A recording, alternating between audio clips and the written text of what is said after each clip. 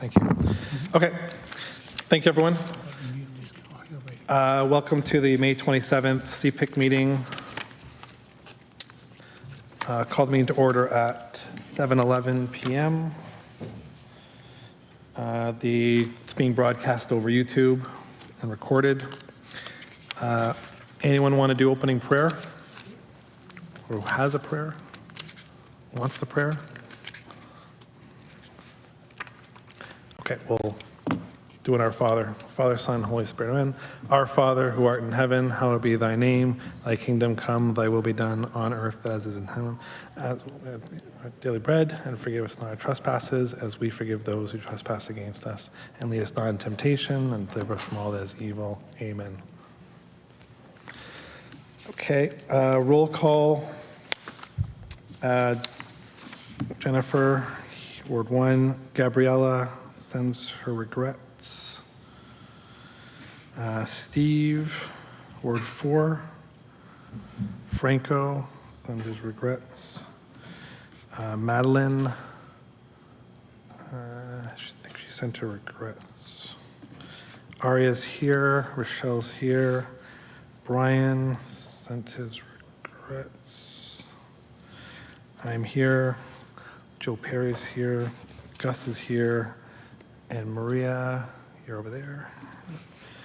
We have both trustees this evening, Director Designate, Communications, and noting special guests, Shazia Valajos, Chief of Communications, and we may have other staff members later on. Okay. Next. Through the chair, would you like me to do the land acknowledgement, John? Yes, please. The land we walk on belongs to the Creator. Earth does not belong to humanity, but rather humanity is part of the earth. The land was created to be enjoyed by all living beings, a principle reflected in the dish with one spoon covenant, taking only what we need to preserve our earth for future generations, leaving some for others as a sign of our respect and caring, and keeping it clean by revitalizing the land to sustain generations to come. All Toronto Catholic District School Board properties are situated on the traditional territories of the Anishinaabe, the Haudenosaunee Confederacy, and the Wendat peoples. We recognize that the land covered by Treaty 13 is held by the Mississaugas of the Credit First Nations. We also listen to the echoes of their prayers to the Creator and respect the beauty of Mother Earth while striving to learn and draw wisdom from First Nations, Inuit, Métis traditions. Thank you. Approval of the agenda. Agenda package is out with the addendum that was waiting for in the original agenda. Could I have a mover? I will, John. Jen, seconded by Gus.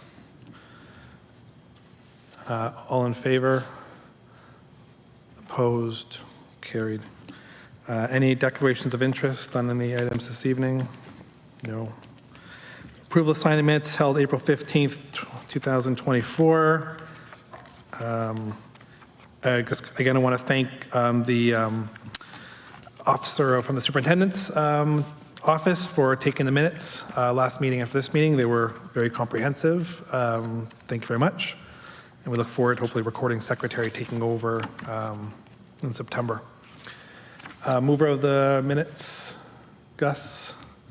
I'll second. Okay, I'll give it to Maria. Maria seconds. Any other comments on the minutes? Nope. Okay. Presentations, reports from committee officers, page 10. Which didn't really come out on the package. So I'll have to read it from my... Sometimes the printing of the package doesn't quite work out.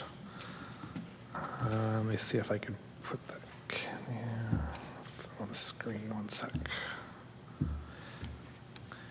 Can you guys throw on the screen?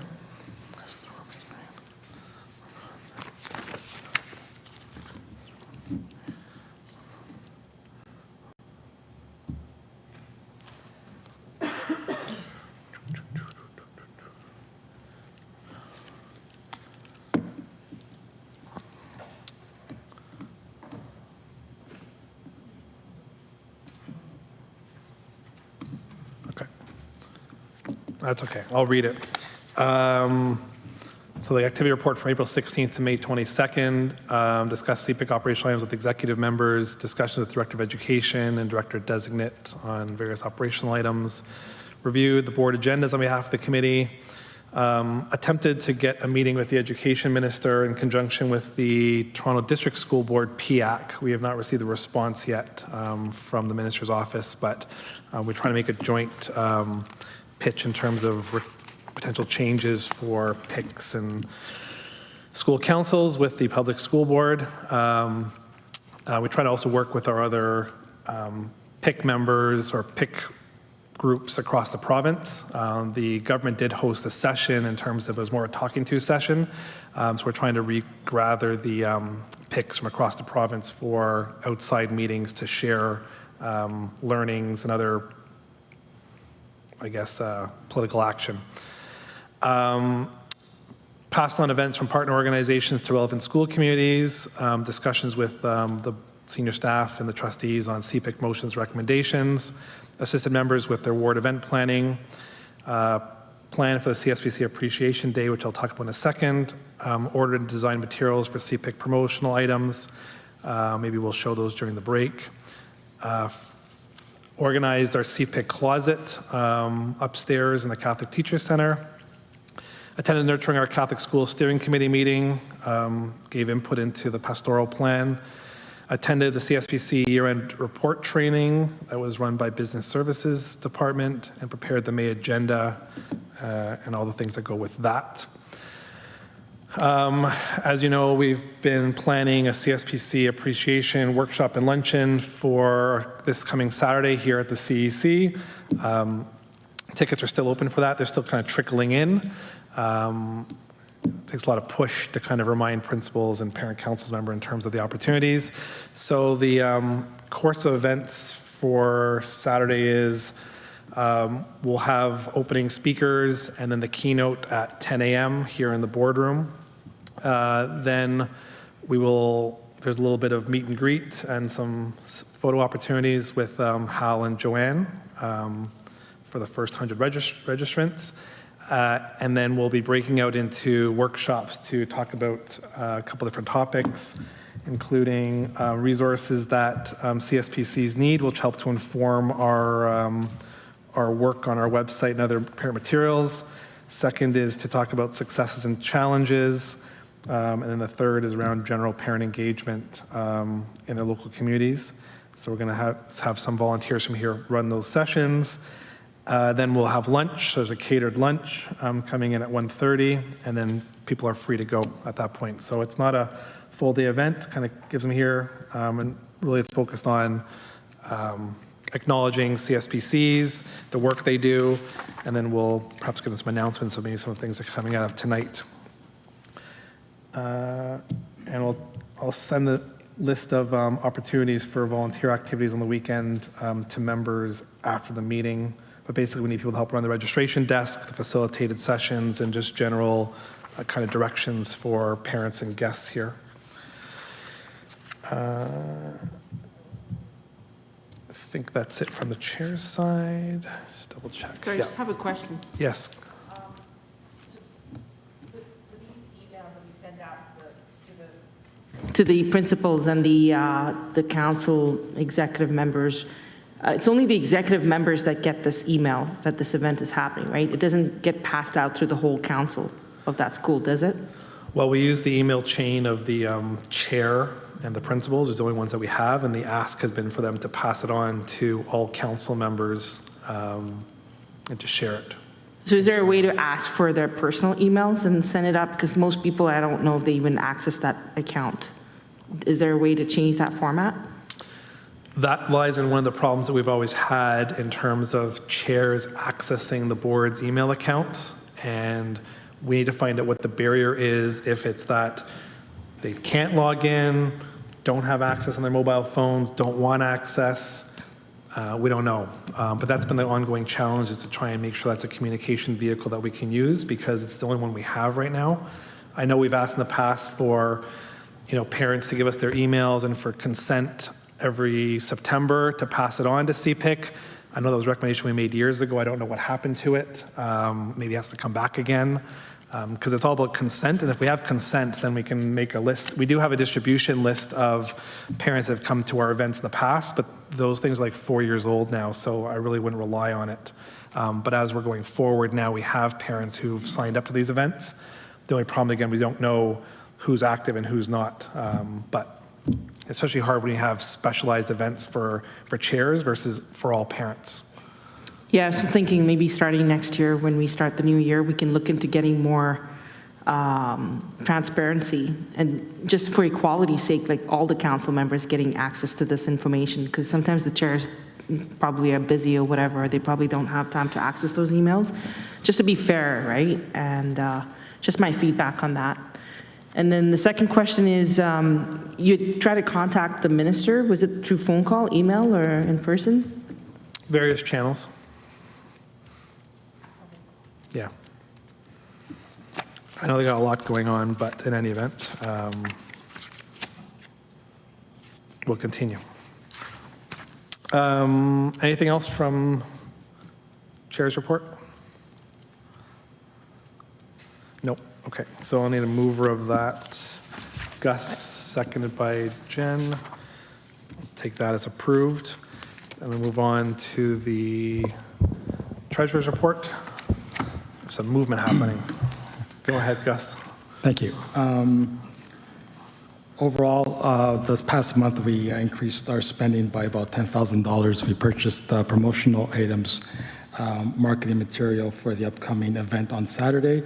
We also renewed our domain for our website, sponsorship tickets for our members to attend the Lift Jesus Higher events, promotional material, I said that, I think, and our speaking engagement events, which happened last week, and the one that's coming up on Saturday, we dropped the deposit down to them. So pretty much it. Thanks. Yeah, so we're trying to spend down our budgets. We've essentially ordered a bunch of promotional materials, bags, and notebooks that parents are getting at our events, and then some other special stuff for those attending on Saturday, as well as we have banners, which I should have brought. Anyways, I say I'll bring it on the break. And then there's a number of local events that are happening this week, which are later on the agenda, and then the one on Saturday. And then one was held in Ward, or the secondary school as well, that Gus held. So we're kind of spending down our money, and then we hopefully get our plans to spend the rest as we kind of get the focus and priorities out of the weekend in terms of what we should do. So we're making a dent. Lots to go. Well, I think we'll see quite a bit of that happen in the fall when we have our conference. So hopefully that we spend some money there. Okay. So mover of the Treasurer's report. I will, John. Okay, you will. And then do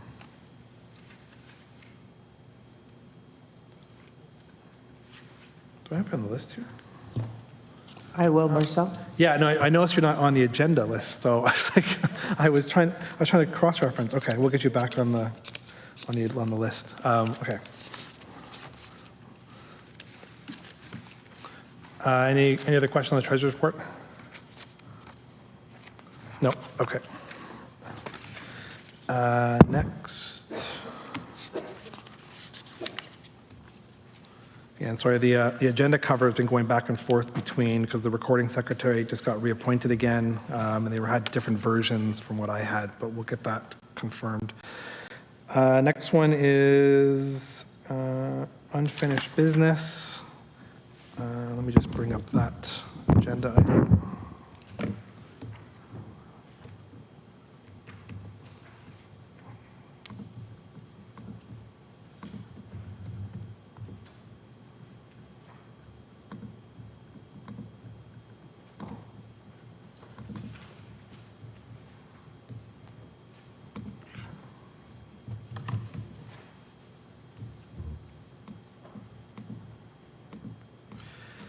Okay, this is a continuation from the discussion we had around the Parent Volunteer of the Year Award.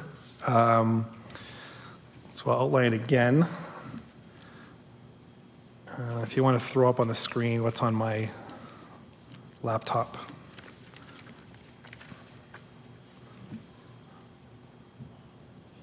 Okay, thank you.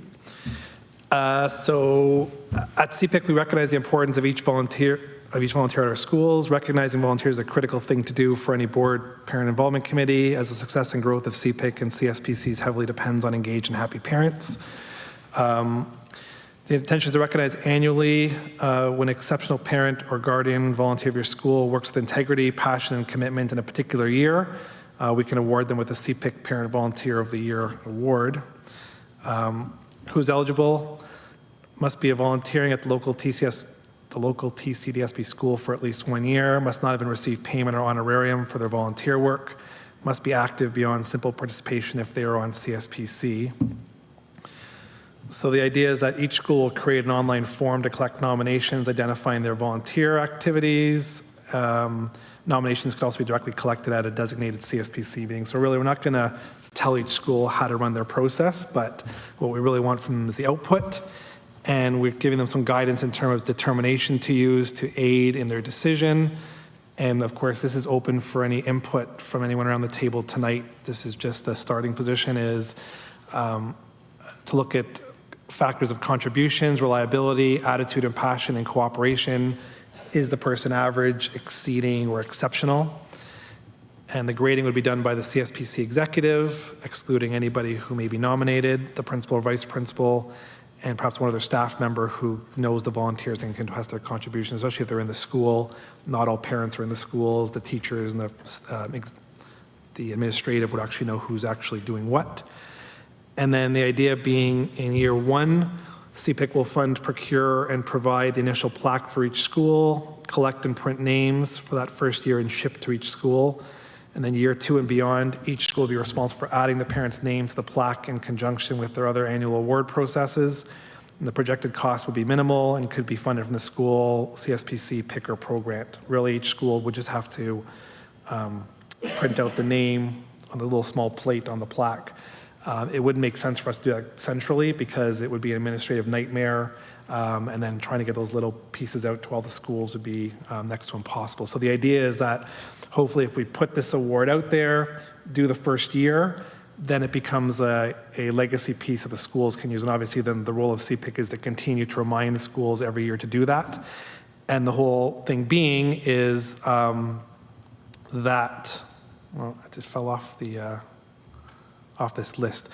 The idea would be that we would also list the names on our CPIC website for a number of years in terms of listing out the volunteers of the year for each school. So that'd be a digital presence, and also we can then advertise it periodically. But it's really at a local level, but we want to make sure people are recognized centrally as well. So this is for the committee's thoughts and endorsements. And go ahead, Jen. So can we amend this to include that, that CPIC yearly send out a reminder to the schools? Yep. And also that as well put in there that we will be posting this on our website as well. Okay. So 2 extra pieces that CPIC do a yearly reminder, and then we make sure to include the comment that we're posting to our website under a section for list of parent volunteers award. Sorry, the other piece I think that fell off this, when I printed this, was that we would create a form on our side so the schools could input the names and pick the school to make it easy. So we would just say log into our Microsoft form, pick your school, give us the name. That way we have the name to go on the website, and also we'll need that for year 1. The question also, aside from anything else that people have input or changes to, is to decide whether we want to do it for this year, which I think we're maybe out of time because a lot of CSPCs may not have met for the final time, or we'll probably be meeting next week, or to get this ready for next year and start to promote it as part of 2024, 2025. Sorry, the question I have is, would this be then, the voting would be in June of 2025? Is that when the voting process would be? It could be like, basically May, June. Okay. Like end of the year.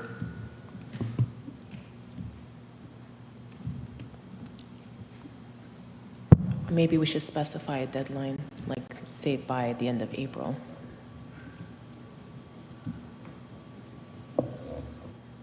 Okay. Let's check.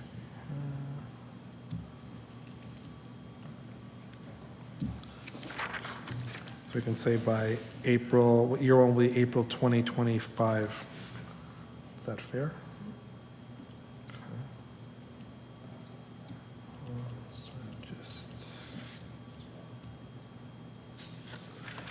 So is there any other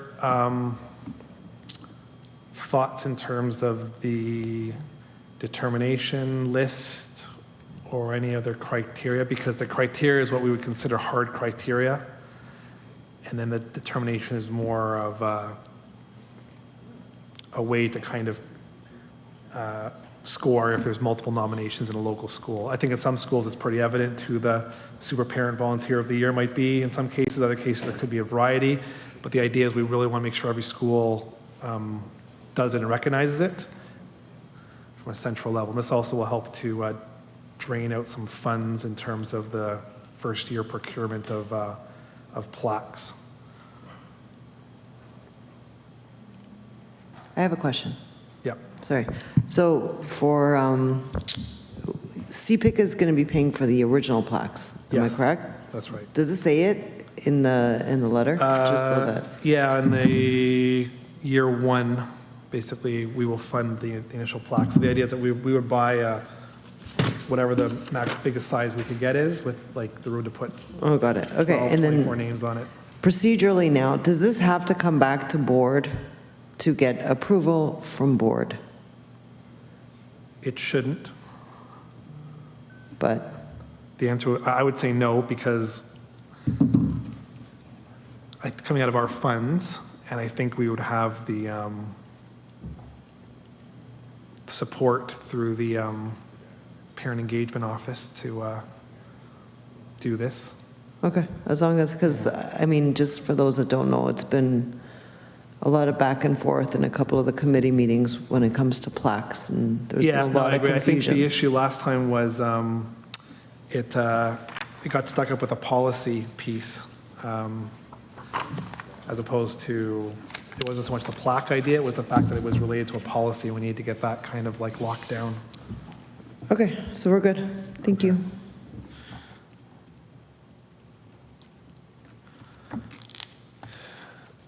Okay, so if you're going to move her for this, we'll tidy this up, and then the CPIC of next year, we'll have to then kind of take it forward, but then this will be kind of one of the key pieces for it to execute on. Bible, John. Okay. Jen, seconded by Marcel. Do you want to second it? Yeah? Okay.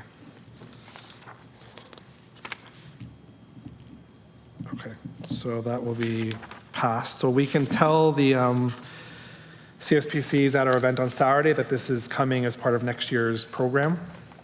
And then we'll work with communications to kind of put something together and price it out. Okay. Next, notice of motion. Back to.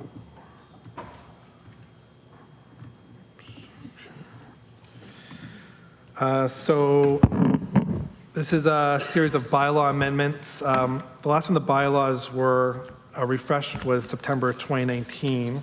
That was the last time I was sitting in this chair, figuratively speaking. And since that time, we've kind of flagged a number of small edits and additions that are required to ensure clarity in the bylaws and cover scenarios not contemplated at the time. Nothing too substantial, but the requirement is we have to bring this forward, and then it can come at the next meeting to be ratified in the September meeting, and then the bylaws can be then updated and executed for the new CPIC year that starts in October. So just high level, standard process for those seeking to be a community representative, because we want to kind of fill those positions. Clarifying that a chair can be elected if you're midway through your existing term, because that's always been a key question is if the chair is vacant, but you're halfway through your 2-year term, can you still run? The answer is yes.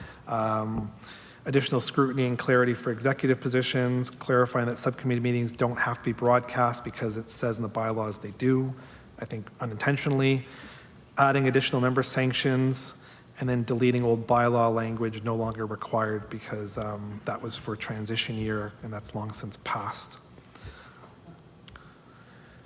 So the intention tonight is this is basically being read into the minutes and then it shows up at the next meeting, which then can be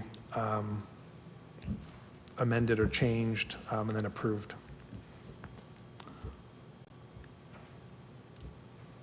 Any questions?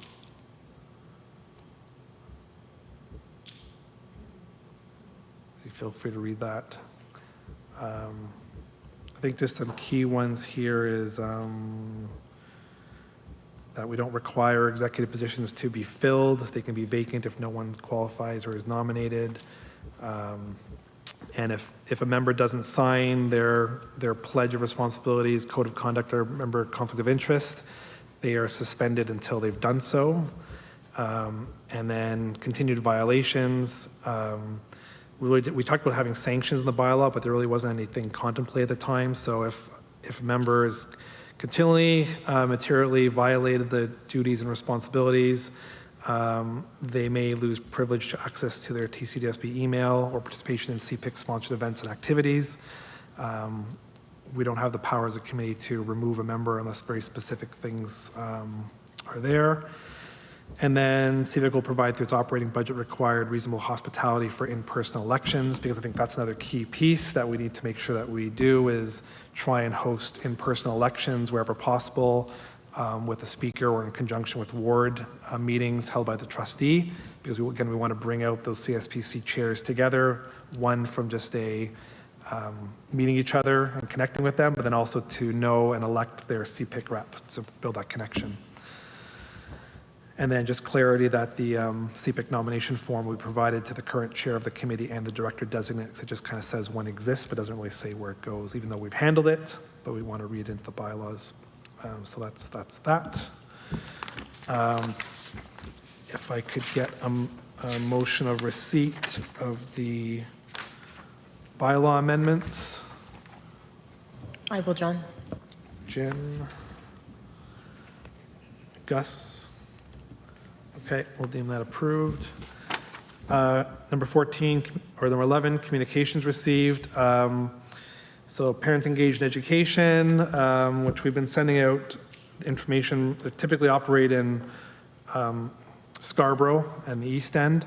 We've been sending out stuff to schools and CSPCs for their interest if it applies to them, but this is just across the system. They're hosting an education fair on June 22nd at the University of Toronto Scarborough campus with a bunch of things there. I don't know if it's free or not, but that's just for members' information, and we'll pass it around to schools just to let them share it with their parent community. I don't think we need a motion of receipt. Next. 12A.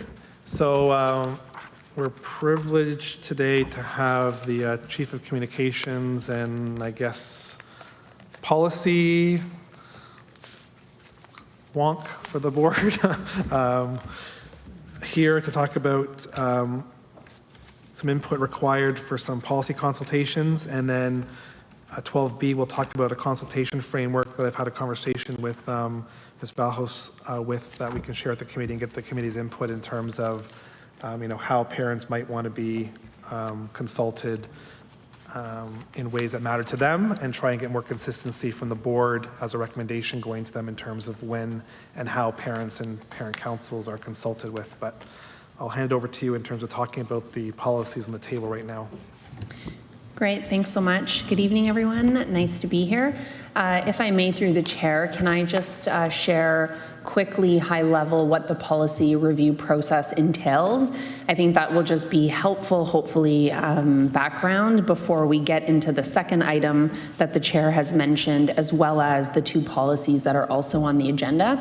So just sharing with you, I took over the role in January. So in addition to communications, my background has been public policy for quite some time for the government and other public sector organizations. And so one of the components of this role is embarking on a comprehensive review of our existing Toronto Catholic policies.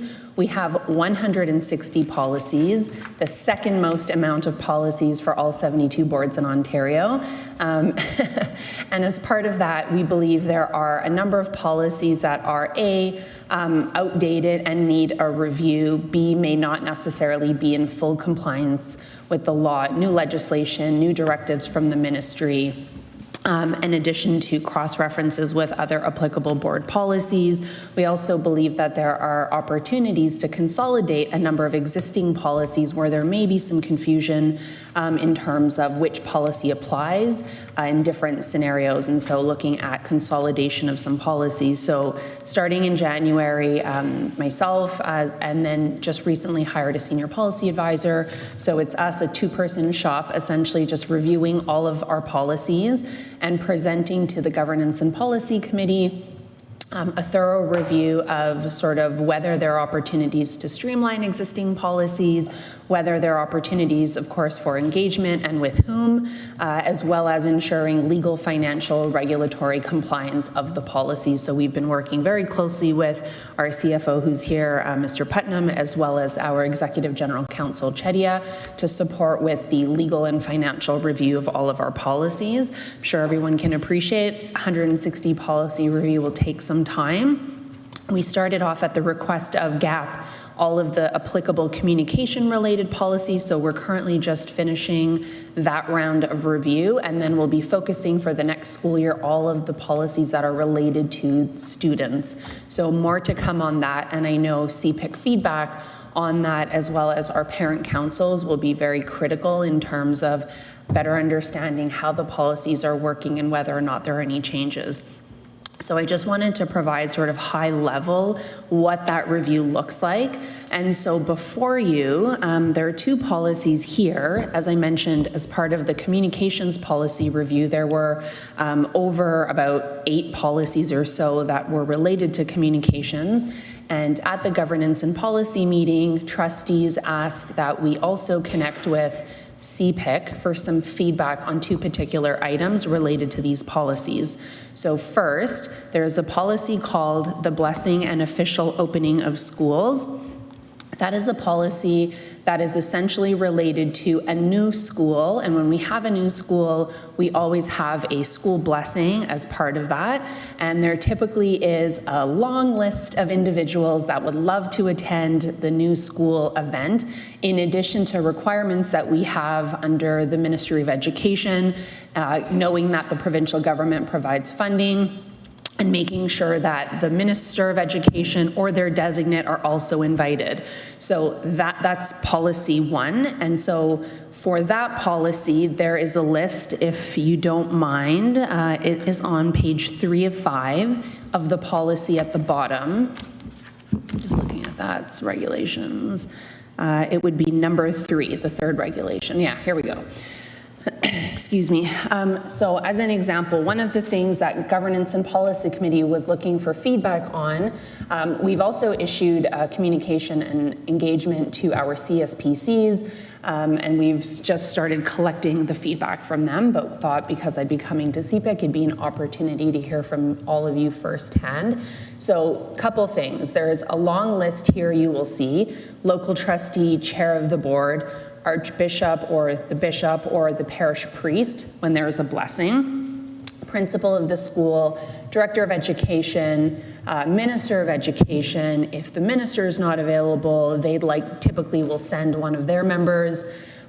Sometimes there are requests for the federal member of parliament to attend if there is some role or any project involvement. Sometimes there's a request for the mayor or the councillor, the CSPC chair, and the president of student council.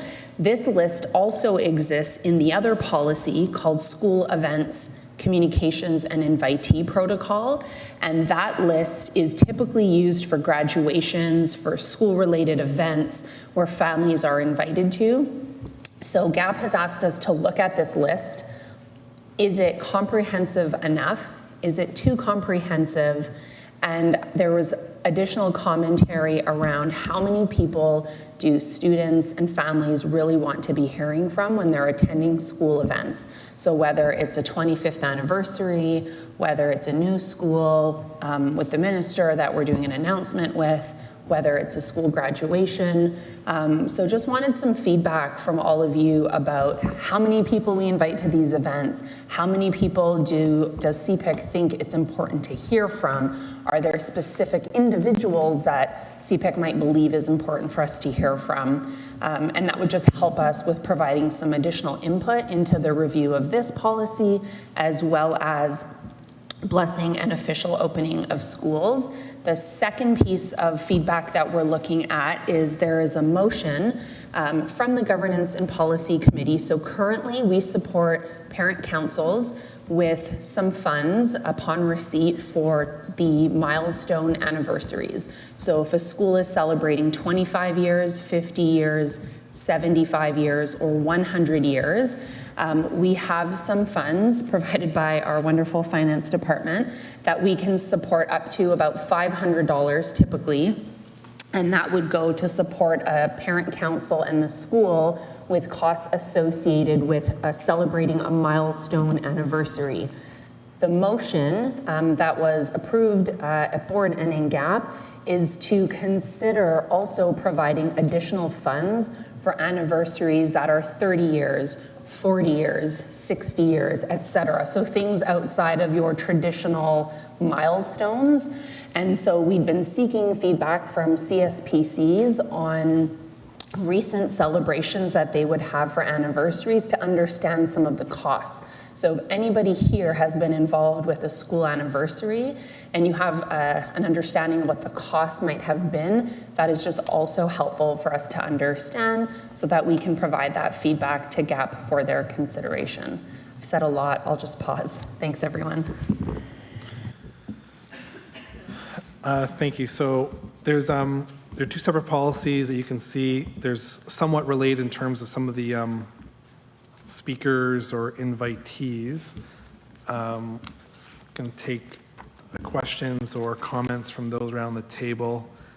In full disclosure, I think I was the author of the SO2 policy originally, and I give you context to why that was back in 2012, but I'll save my comments for the end. Jen? Thank you, Shazia. That was pretty comprehensive there. Thank you. A lot to sink your teeth into. So firstly, looking at the policies, and I know you guys are looking at this, Catholic School Advisory Council pops up all the time because it's old verbiage, so we have to make sure we're on top of that. The second thing is, I've noticed going through other policies as well, CPIC always gets left out on the list. I think it's important to have the CPIC representative of that ward at these events, or at least inform them that it's happening, and if they're able to go, I think it would be important that they're there. They don't have to speak, but that they be invited. Sorry about that. As well,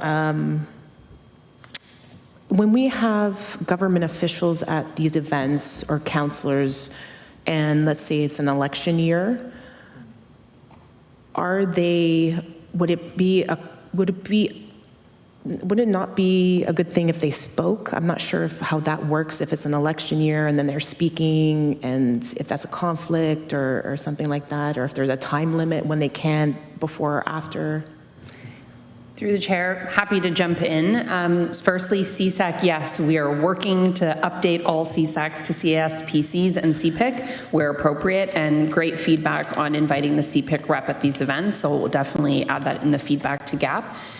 In relation to election years, so there's a policy I actually created in 2019 following feedback from trustees about this exact matter that you're talking about.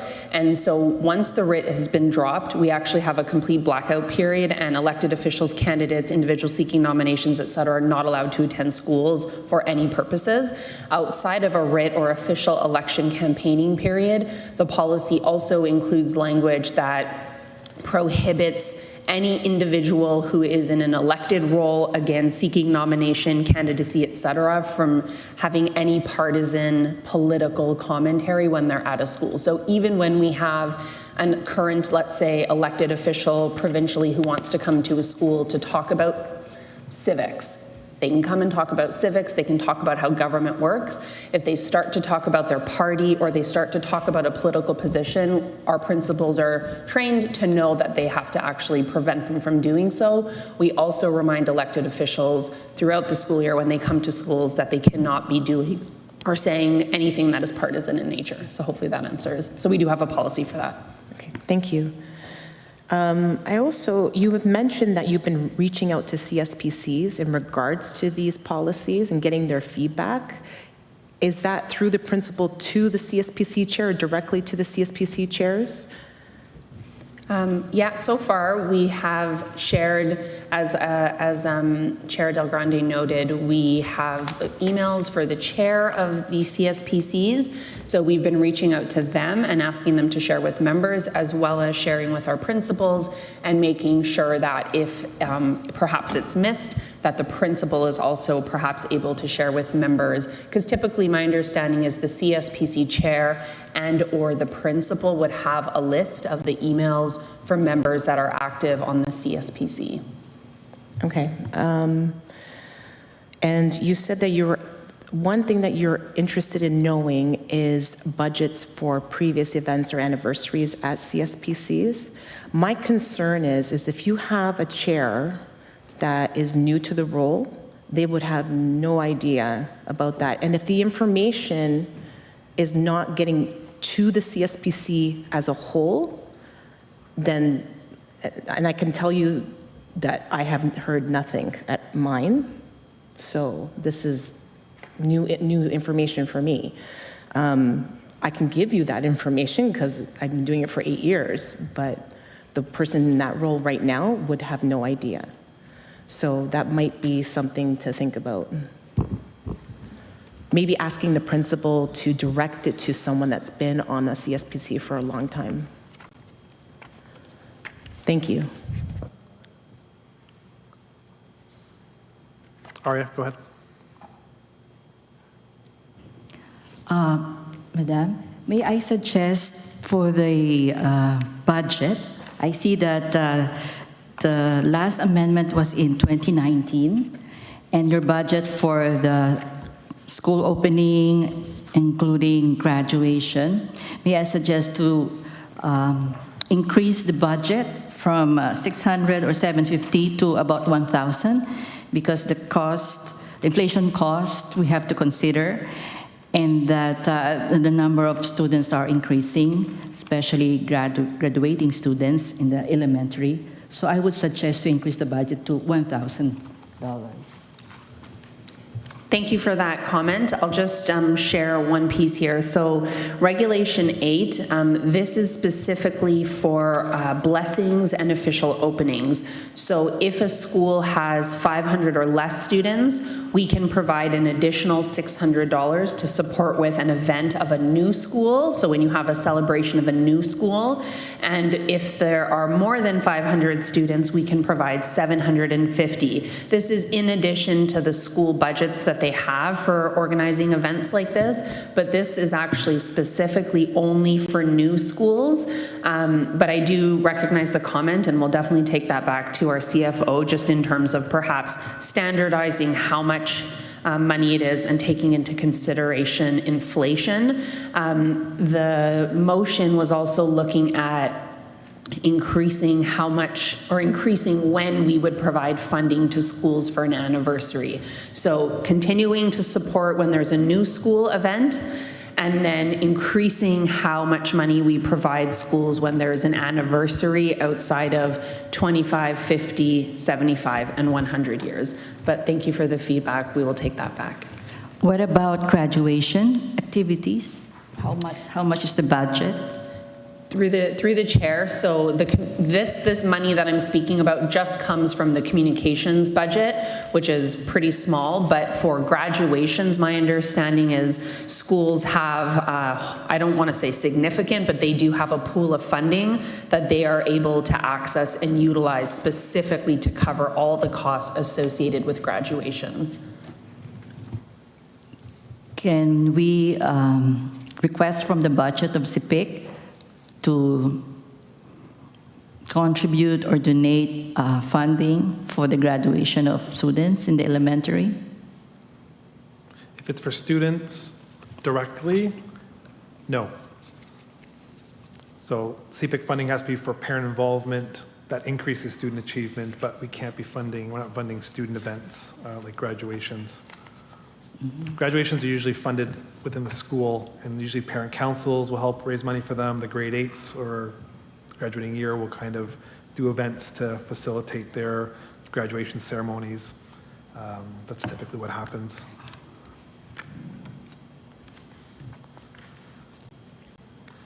Can I ask a question? Shazit, was the trustee motion to create a new policy regarding school anniversaries or to amend the blessing and official opening of schools policy? Exactly, it was the latter. So the motion was to add a section in the existing blessing school opening policy that were to speak to anniversaries related to the funding for that. I think it's always good to promote things, but I guess you got to remember a lot of our schools are all aged and they're all probably all hitting their anniversary periods constantly, and if you do it every 10 years, there's a lot of expectations of that. And my personal comment probably is the funding that the board's going to provide is not going to do really anything, because if the school wants to do an anniversary or celebration, then the alumni make a big show of it and they make it happen. A little bit it does help. I think the communications support is probably more important than just throwing money at the problem. But I think that's one of the key things around the budget. I don't know if it's been projected in terms of can the board actually have the money to do all those things, given how many might happen in a year?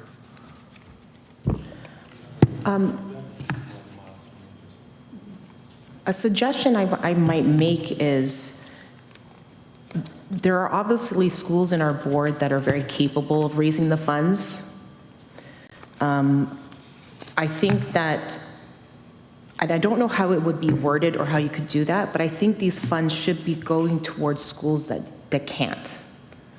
I don't believe that a school that can raise 20 grand in a year or 30 or 40 should, not that they don't deserve it, and we're trying to be, be equal here, but at the same time, a school that can barely raise $1,000 should be getting more of this money. So I don't know how we can reword this or jig that. It's just a thought. Two comments. So to Chair Del Grande's first comment, we do actually have a list of all of the major milestones. So we've been working through the list that we've had, at least since I've been at the board the last 5 years, and understanding the cost to see whether in fact there is actually a need. So we do definitely have that list, thankfully. To the second comment, appreciate that. There was a report that did go to the board a while back, a couple years ago actually, related to fundraising and schools that can and can't or don't necessarily have the same means to fundraise. I definitely think it's a comment worth including in the package that goes back to GAP for their consideration. So thank you. Thanks.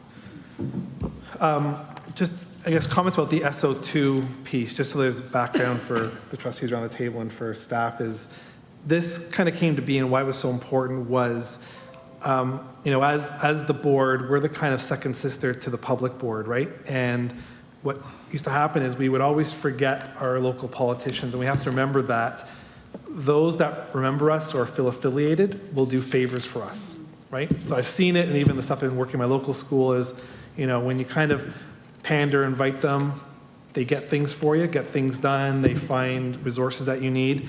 And that was the real thing at the time, was because I was coaching my principals when I was a trustee to say, look, you got to invite the local politicians because you want to make them an associate of the school, know the school's name, be connected with the parents and those kind of things. And it wasn't happening at the time. So we created the policy to make sure there was consistency in terms of being invited, because there's a difference between them showing up and being invited. And a lot of them won't show up, and that's okay.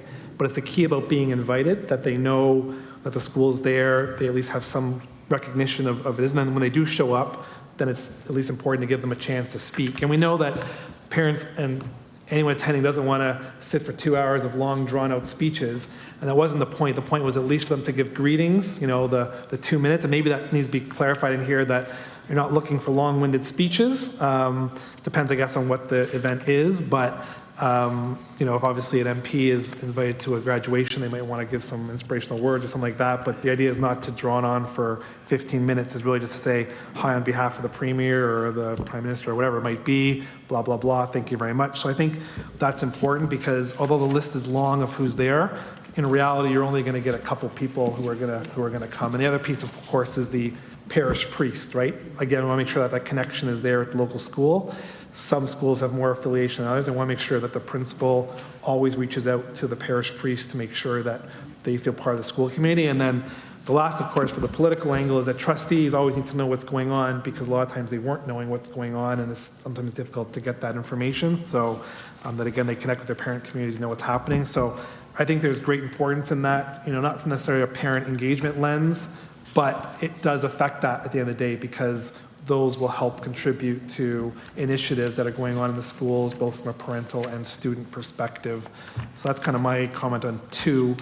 8 is kind of along the same lines, again, of, you know, getting your list of people on the decree. But again, I think there's some context needs to be given in terms of whether they're just there to say greetings or they're really there to kind of give a whole spiel.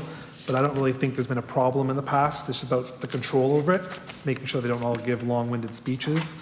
But as I kind of said to you, I'm not really sure these policies really require CPIC's view, because it's not really a parental engagement lens. And I think going to the next point we'll get into is around really, should these even be consideration for CSPCs to be contacted directly or not? Because I think sometimes we're inconsistent in terms of who we consult and how we consult and why we consult, and making sure that the right thing's going to the right group at the right time. That I know trustees love to spray in terms of consult everybody, but the reality is, you know, as a trustee, you are elected by your people to make decisions, and there sometimes you actually do require some extra input on really important things. But you know, surveying parents and our CSPCs endlessly will get no gain unless it's a really important item, which there are key ones, but I think every policy is not going to have to go through that mechanism.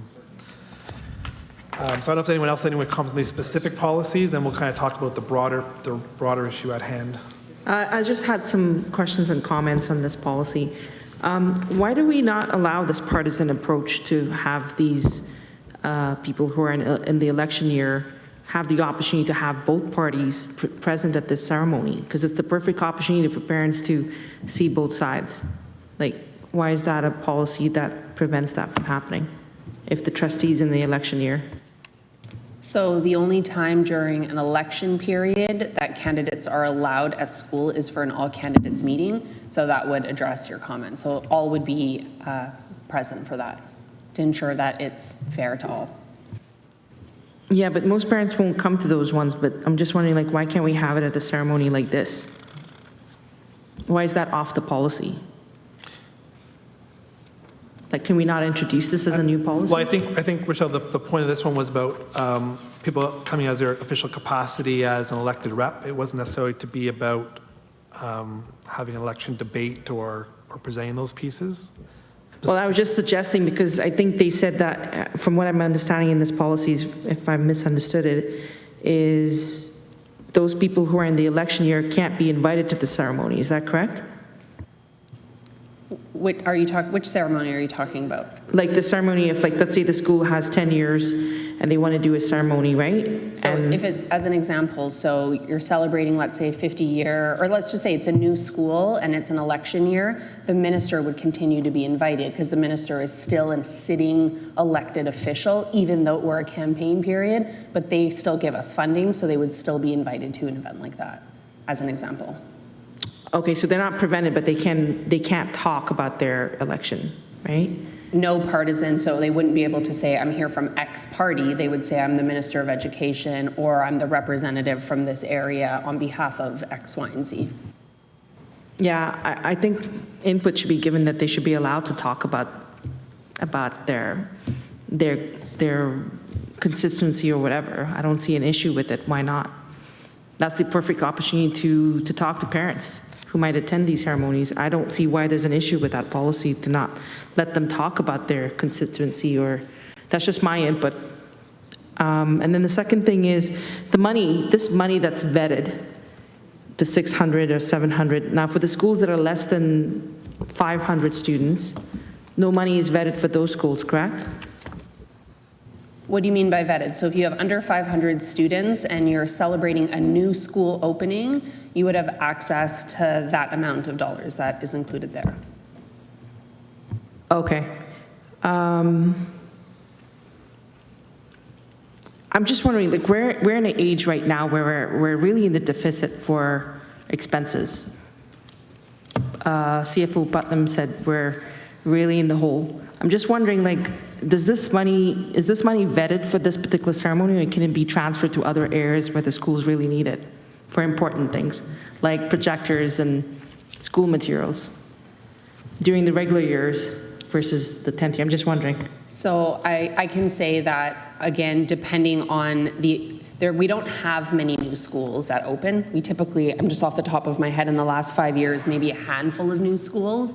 So just taking that into consideration, a school, let's say you have 5 new schools in 5 years, maybe I'm being too generous here, just can't get the number off the top of my head, each of those schools would either get 600 or 750 for a new school event only, specifically for that. In terms of vetting, receipts have to be provided before we can send those. We can obviously reimburse. So again, that amount is only for a new school event.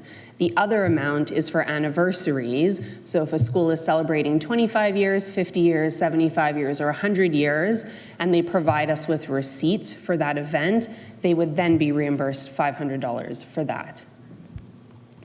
Yeah, I think maybe I have to clarify the question. I know we're in a deficit, and I know if the school submits the receipts that the board has to submit that, pay for that expense. But I'm just wondering, like, is this money set aside that the board can't use for other things? Like, is it specifically allotted, or is it like changeable? Like, can it be used for other aspects that the board has expenses on? So the policy notes a maximum of $10,000 per year. We don't even come close right now to reaching the $10,000, but if there is a balance and schools were to need that for other purposes, my understanding is there would be access to that. Okay, is it possible to get a list of all the schools that are at those ranges, like new schools, 5 years, 10 years? Is it possible to get a list, or just get an idea of what the board consists of in terms of schools? Can we get this detail, just to get an idea of how this policy applies? Because I don't think anyone knows how many schools have less than 500, how many schools are 10 years, how many are 50. Is that possible to get that list? I wouldn't have anything proactive. Again, we have, if you're talking about anniversaries, like how many years they've existed for, we don't have the full list. I've only just started collecting that, but we wouldn't be able to pull that together. Okay, maybe when this policy comes into existence, maybe we can have that list to review again, just so that we have something definite and concrete to look at in regards to this policy. Mr. Chair, maybe if I could, just hi, CFO Putnam. I think I see where you're going with this, which with respect to repurposing of funds. I think the Board of Trustees, even when we're in our deficit situation, and we've been clear, where we're at and why, there are still core basic supports and functions that we're going to support as a system. We're not talking a significant amount of money in our $1 billion budget. So as has been indicated by Ms. Vlahos, we've set aside a reasonable amount, $10,000, to support nominal funds to a school. So I do think that that's the first piece. In terms of the second, around the milestone list, I mean, ultimately, we're just creating a list that has the chronology by age of our schools. In terms of the purpose here at CPIC and, information reporting, I mean, ultimately, it's just a list that'll be provided for trustees to have and know when their milestones are coming up and for us to flag with the schools.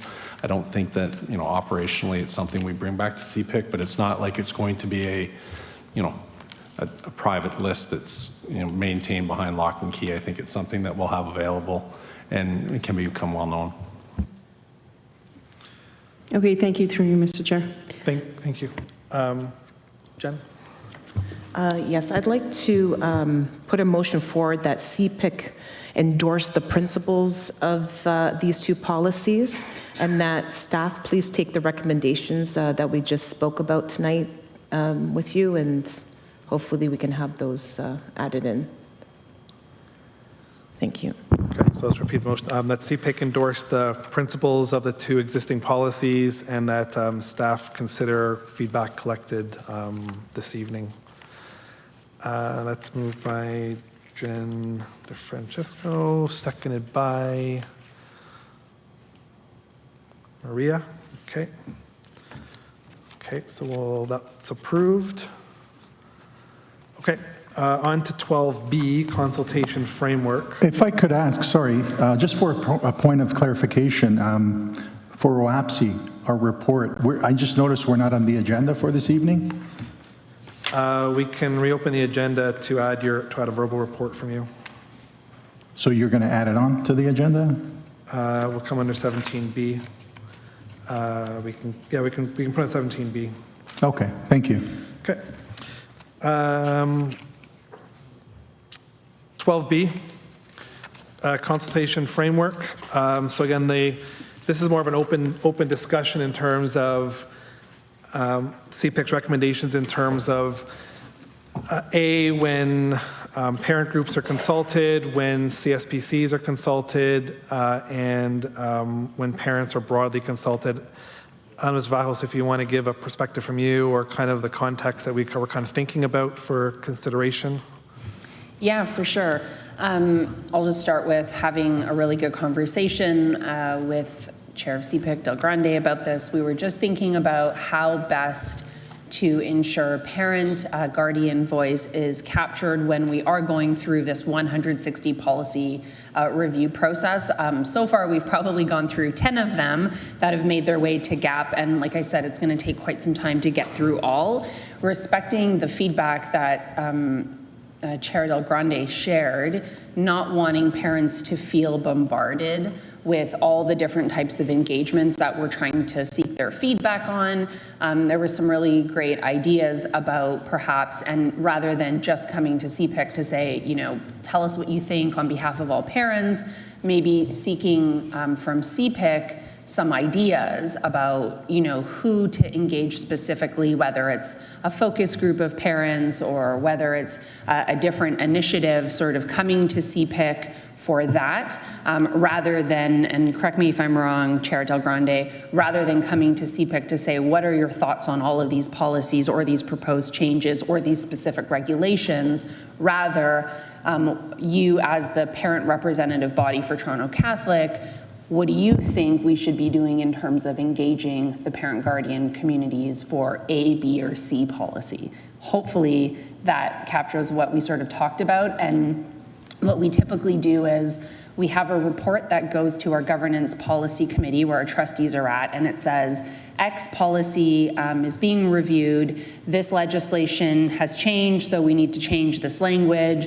is outdated now, we need to make these changes, and then we add a work plan, and in the work plan we would identify stakeholders that should be engaged. So the two policies we talked about today as an example, we felt parent voice was important, specifically our CSPCs who, are involved in a lot of these school events. And again, trustees wanted to make sure CPIC had an opportunity to provide input, but just thinking through the best way to ensure parent voice is captured through CPIC or through recommendations from CPIC is what Chair Del Grande and I spoke about. Yeah, so I think there's kind of two things. So one, we know the board has a community engagement policy which speaks to the different levels of engagement, which I guess for now is the way it is, which kind of goes everything from informed to full, engagement and support. But I think then the missing layer to that is then staff coming up with a framework as a recommendation to trustees, and maybe also from this committee is, then when to specifically and how do we engage parents? Because sometimes we say engage parents broadly, but there's kind of three different levels. Like one is, we can have a spot on our website and say, here's open stuff that we have for those that are interested in terms of, I know the public board and other boards that say, here's open stuff that the board's currently collecting feedback on, if for those that are interested, and go nuts and give your input, kind of a more pull as opposed to push. Then there's the ones in terms of whether we're actually surveying all parents or CSPCs, and trying to think about, maybe there's times where broad surveys are appropriate, maybe the budget, for example, whereas others more general policy, maybe there's a continuum of parents, like as a focus group, that then you can actually get some real qualitative stuff, because surveys don't always do justice to that. I've heard feedback from parents is there's no context necessarily, they don't know what it's actually going to be understood from staff, is how they write it. So I think then you could actually create pockets of parents who actually are engaged in those things, because, and the other piece is around how we actually communicate those parents, because as we know, and as we've seen, there is a pocket of parents who are engaged in things like CPIC, OAPSI, and are ready to do more, but they're limited, and obviously we want to grow that. But at the end of the day is, parents first care about is, how does it affect my child? Right? So if it doesn't really affect their child, they're probably not going to give a hoot unless something else goes on. So we need to contextualize our communication to say, how does this affect you or your child? And B, what do we want from you? And I think, we haven't done great in terms of, historically, in terms of contextualizing any communication to parents. One, we need to inform them is important, but then two, when we want their input, is to really make sure that we're actually, and even be so bold as actually putting those as headings to say, how does it affect you, and what are we looking to get from you, or what do we want from you, right? Like, I think if we say it like that, then it will actually attract the attention to those that matter. And then also for staff and things who are writing it, if you can't answer those questions clearly, you probably really shouldn't be communicating to parents, because it's just going to be white noise, right? I know there are some parents love getting every little piece of information out of their, school board, but they want to hear more from their local school. And if they're hearing from the school board holistically, it's got to be important. And we want to make sure also the noise of what's important to the local community is also not being flooded, because we know CSPCs barely have the time as it is to organize the things in their school. They don't discuss board policies at their council meetings. I've rarely they do, but really it's not the top agenda. It's not going to get done, and the chair may or may not do it on behalf of the community. So we're just fooling ourselves into thinking they're doing it for the sake of doing it. So I think it really behooves putting together something to contextualize in terms of how we communicate and when's the appropriate time to, because then if staff has that context that hopefully trustees endorse, then it kind of answers the question through each policy, as opposed to each policy being gunshot, in terms of whoever makes the motion to say, and consult X, and do Y, and do Z. It should make it a lot easier. And if there's something really exceptional, then the board can, in its wisdom, do what it wants. But I think that the inconsistency has been so far, and given that you're going to be doing a lot of policy work, we have to be careful not to, lose the parents' interest for that. So I don't really have a formal motion to kind of package that all up, but maybe we can kind of get some other feedback from people in terms of those ideas, and then suggest that CPIC recommend to staff to come up with a framework to do that. I was just going to suggest, and you had mentioned that OAPSI does consult with parents, and we do actually a lot of surveys with parents. So I was wondering if it would make sense to put us on the feedback or the consultation committee when you're putting together those recommendations. I think there's a lot that we've developed over the years in terms of information, connecting with parents and in terms of the how. In terms of the which? In terms of the how. The how, but I think even more recently, with a lot of the current policies that have come into effect, we have parents that are reaching out to us, specifically providing their input and their feedback on a lot of the current policies that are, as I said, have been coming out over the past several months. So there may be something that can be gleaned from that information, and whether it's, pertinent or somewhat usable, it's still good, I would think, to put it forward and to take it under consideration. And OAPC has a good website. There's a lot of materials in there. OAPC, I was the OAPC rep last year. I mean, I don't really go on the CPIC website, but the OAPC website has a lot of materials for parents to look at, so maybe we could put something on there as well, based on your suggestion. So that would be a recommendation for Ms. Flajos, if she would consider that, inviting our group to contribute to that. Okay, yeah, and I think the other layer of CPIC is our mandate is to help to engage and strategies to engage parents. So that's could always be the lens that we should be getting feedback from us on in terms of the strategies to engage parents, as opposed to this being a forum that comes for, consultative feedback. Knowing that there are engaged parents around this room, there may be times you want to get some quick parental input, but it's about making sure distinguishing the two versus it being a parental body, yes, but it's really focusing on us telling you or suggesting how to best engage parents, like we're having a discussion right now in terms of that. And then knowing in terms of the difference between the different bodies, right? Is CPIC's part of the board, OAPC is outside of the board, right? And then there's appropriate times for the different mechanisms in terms of how they're engaged or how they provide feedback back in, because one's inside and one's outside. Mm-hmm. But it would be no different than when we have the ministry approach us, OAPC, for our feedback before they even institute a policy. So it's the same idea. It's consultative. It's gathering, information and getting some of the insight, gleaning some of the insight from parent remarks and parent comments to incorporate in some of what they put forward. So it's that kind of contribution, I would think, more from an active, the parents being actively involved with their children's education. So from that perspective, in terms of the contribution. Yeah, go ahead. And I guess I'd have to put together some kind of a motion to... Okay. My input into this would be more, my concern, especially when changing policy, is on a CSPC level. So my concern is always the function of CSPC and how the policies, when, we had one that came up, and that was the fundraising policy.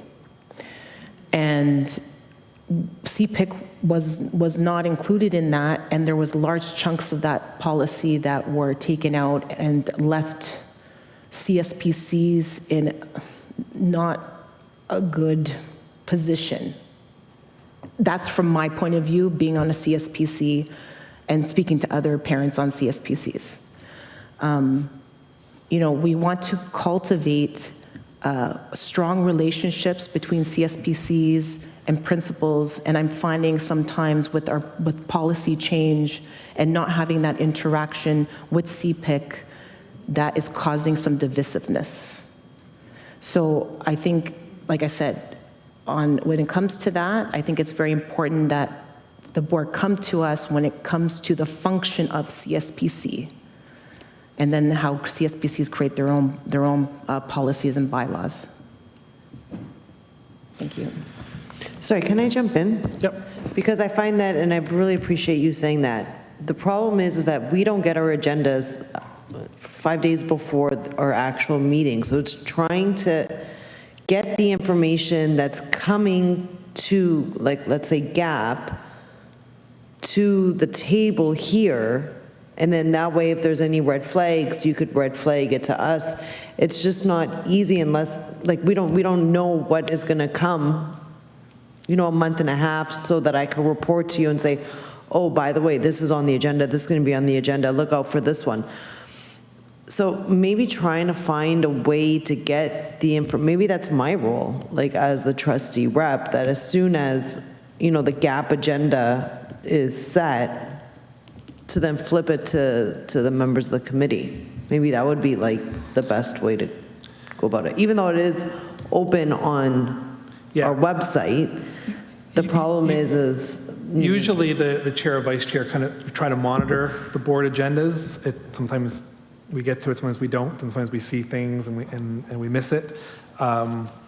But yeah, I think it's trying to balance those two things, and that may be part of the piece around, the framework is if something directly impacts CSPCs, then that needs a lockstep hold and engagement of that thing, because some context may be missing versus other stuff which is more abstract, doesn't necessarily need that lens, right? And again, the idea was we don't want to create CPIC to create a vehicle that every policy goes through that affects parents, because just we'll miss the cycle. But I think that framework would help to build those pieces. And then as a trustee, then your trigger is, hey, does this affect CSPCs? Yes, have we got some feedback or heard about what it might affect them versus other stuff that you probably don't need to consult parents on. But I think you have to look at each one as it comes. But I think that if there's a framework that would help to layer those things in, or staff would come back and say, hey, by the way, this affects CSPCs, so we're going to recommend that we actually, seek the opinion of a parent body or whatever it might be, versus other thing is, it doesn't really require that kind of full context. Can I make a quick comment? Appreciate Vice Chair DiFrancesco's comment and Trustee Lopretti. I wonder if this would be helpful. So right off the bat, we can, moving forward, knowing that we're starting a new cycle of policy review in September, we could default all CSPC related policies are something that would go to perhaps CPIC for further advice in terms of engagement. And then I wonder if all, and respecting the chair's comments about not every of the 160 policies would need to either A, come to CPIC, B, go to CSPC chairs, or C, go to all families. We could easily print a list of all the policies, and I don't know if it's an exercise that CPIC would want to review and determine right off the bat, like, I know that I need to, parents want to know about X policy, or CPIC would like to provide feedback on why. I just say that as a suggestion because I know you're looking for a possible motion, but also this is all, of course, subject to trustees in GAP and their approval and support of that. But perhaps that's an area or a consideration to know upfront which policies. So when they come on our cycle, we can say, oh, CPIC already said, like, they want to know about that policy, that policy, that policy, just as an example. How far in advance do staff do the gap planning of policies? Because if that was brought forward at periodic times, then we could tell you we think this is important or not. So that's a great question. Seeing how this is an entirely new process, never done at the board, we're actually spending the summer to identify, firstly, as per GAP's request, student relevant policies first. So the focus from September onwards are going to be policies that we need to ensure financial legal compliance, and then student related policies. So that's going to be the full bulk of what we're going to focus on for this upcoming school year, but they haven't been mapped out yet month by month, and we'll be taking the summer to do that. Okay. Yeah. Okay, so maybe we'll include that as part 2, is to get the work plan when it's available. Okay, I'm going to try to... Mr. Chair, I apologize. Just before you get to a motion, just to compliment Ms. Vlahos, and I had the pleasure of having this file, the policy file, at my former board as well, so I know the work.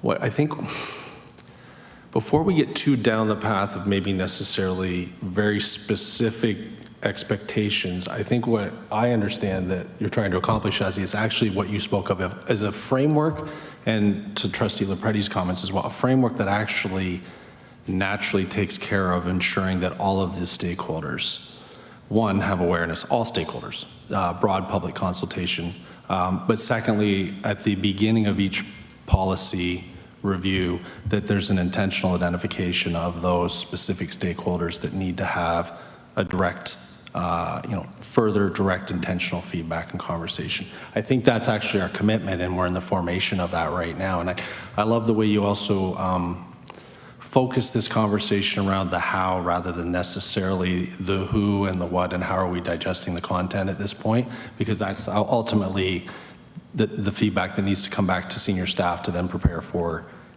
governance. I do think, as well as we look at the different bodies, that have interest in this process, we are going to have to make sure that we are clear on the mandate and purpose of each of those bodies and their organizations as well, in terms of who is involved in what part of the process and when.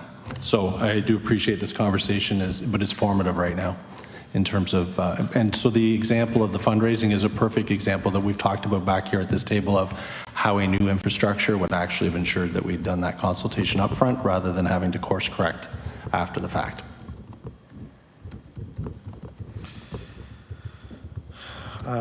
Okay.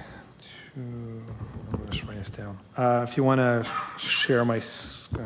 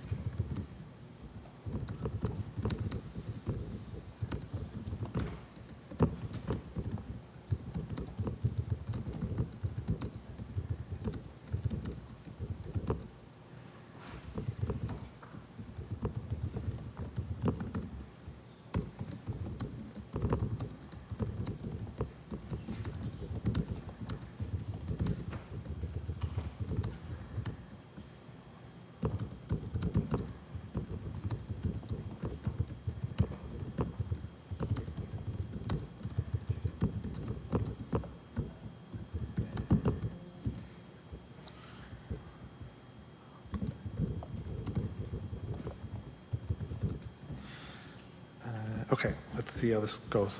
That CPIC recommended staff to develop a parental consultation framework to augment the community engagement policy pertaining to when and how, including communications, to engage parents at a direct CSPC or focused lens.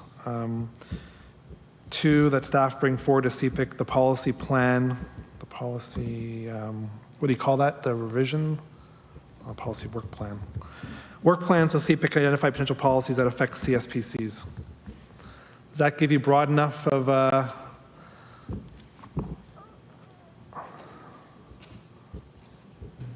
Sorry, can I ask, in regards to CSBC, the treasurers as well and the secretary, do they have their own emails?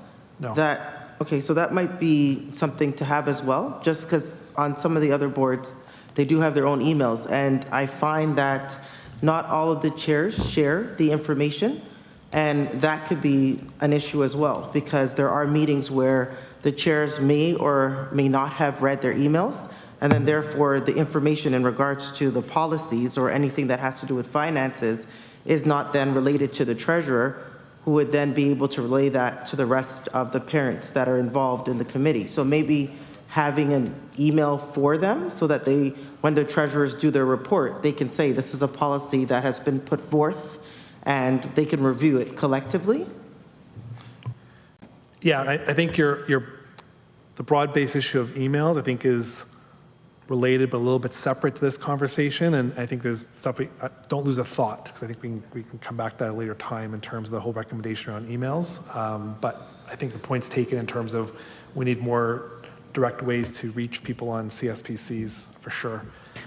Just to tag on to Marcel's point of view, maybe just add all the CSPC members besides the executives, just to tag on to her. She's bringing up a good point, because it's like she said exactly, the chairs sometimes are so busy they don't pass it on. No, I got you. I just that the issue of strategies for emails for executive members is a different topic, more broad than this particular thing, which is about policy consultation.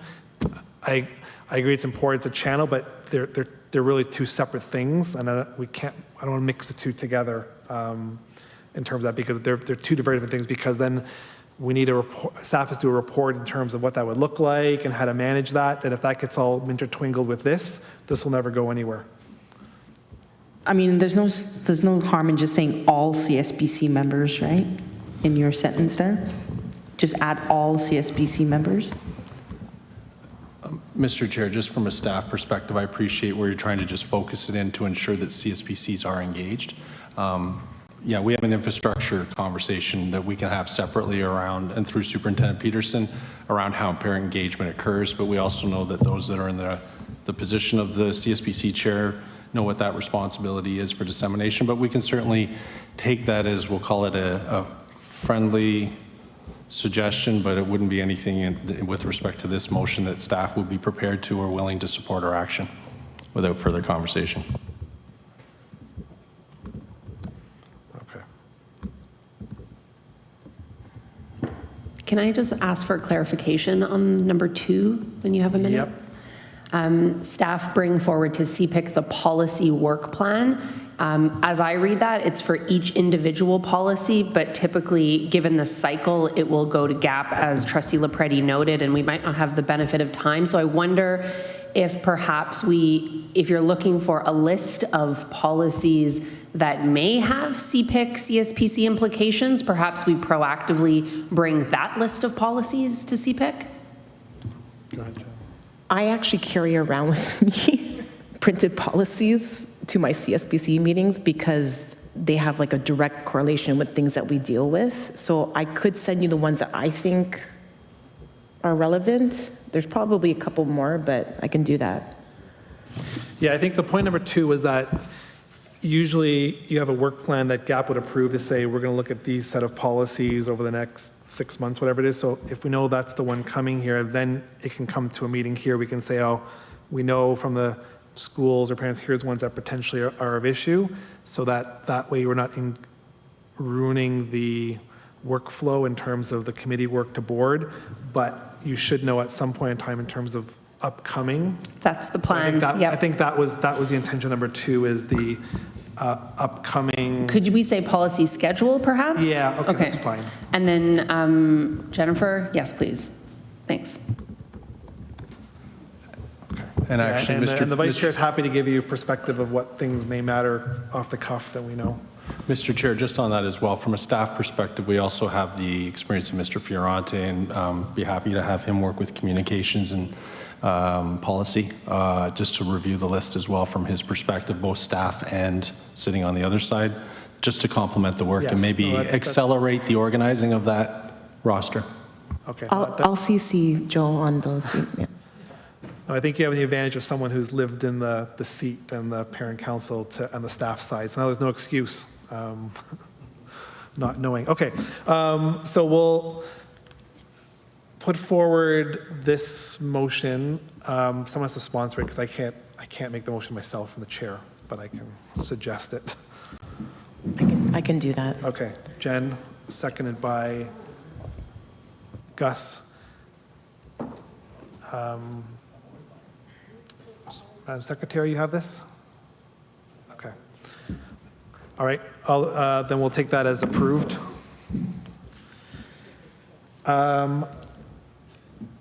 What's the will of the committee, to plow on or take a break?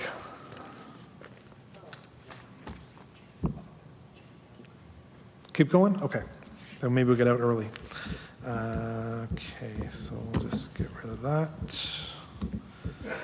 That brings us to item 14A, Parent Charter of Principals Plaques for Schools.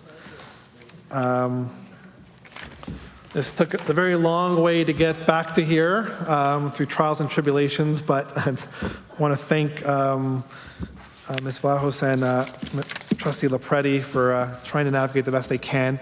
In any event, long story short is CPIC can continue to pursue what it was intending to do, which was to highlight the Parent Charter of Principals to schools. So staff has provided on page 25, I'll put it on the screen here, a proposed plaque layout for the Parent Charter of Principals. Let me just zoom out if I can. So this is basically, it has been shortened a little bit, but doesn't lose any of the key principles that were approved by board and that we've been promoting in terms of our postcards. But it's kind of laid out nicely. Again, the intention of this was that we put money aside to print plaques on some kind of a hard surface And we would give communications staff the liberty to find an appropriate material and to price. If the committee kind of endorses this and it's within budget, then it can proceed. And the idea being that then it's to be distributed to schools, and we would ask the local school to post it in the corridor at each school, similar to where other, there's another information plaque, I think the conflict of interest policy or whatever it might have been. That was the, not the conflict of interest, the conflict resolution, thank you, in that kind of general area as a piece that parents can see when they walk into the school, reminds them of their key principles for being a parent and what the school board subscribes to.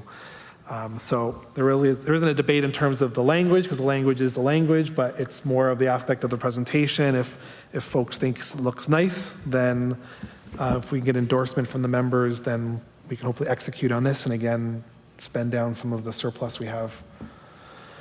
Anyone want to move adoption of the sample? I will. Okay, Jen? I'll second. Yeah, Marcel? Okay. Any other comments on this? Yeah. Is there any way we can put this plaque virtually, like through a newsletter, like have the physical plaque as well, but then just have it recognized virtually, like through email or newsletters at the school? Because sometimes like parents don't go physically in the school, they're probably at the door entrance, and I just feel like the fair recognition would also help if we had some kind of way to put it in virtually by email or something.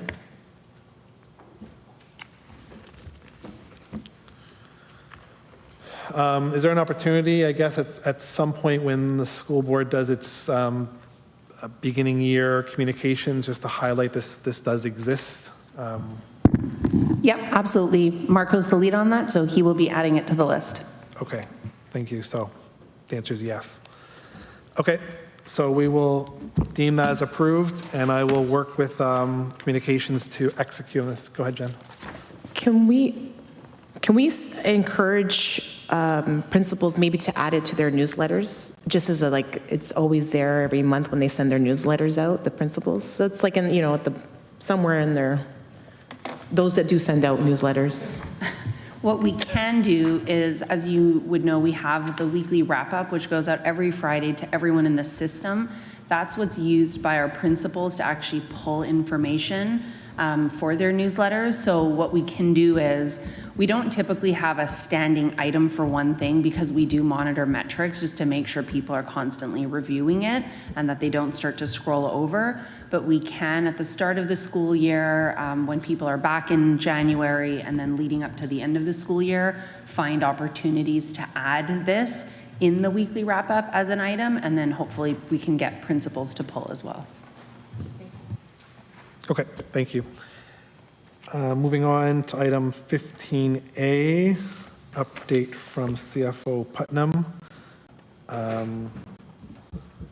think some of them may involve the items that are on 18A, updates from the board, but I'll let you kind of go in terms of your updates and what else that you want to enlighten us with. Certainly. I'll be, thank you through you, Mr. Chair, to the committee, and good evening. I'll be mindful of time tonight. You've given a fair audience to me over recent months, so I appreciate that. Just an update to CPIC that we did advance the budget to the Board of Trustees a couple weeks ago for approval. And so the budget was approved consistent with the framework that we've been talking about since March and had updated as recent as May. And so we're just now working through the implementation of that process. I'll also be visiting with CPIC next week just to review with them the implementation of some of the adjustments as well that had been proposed and approved.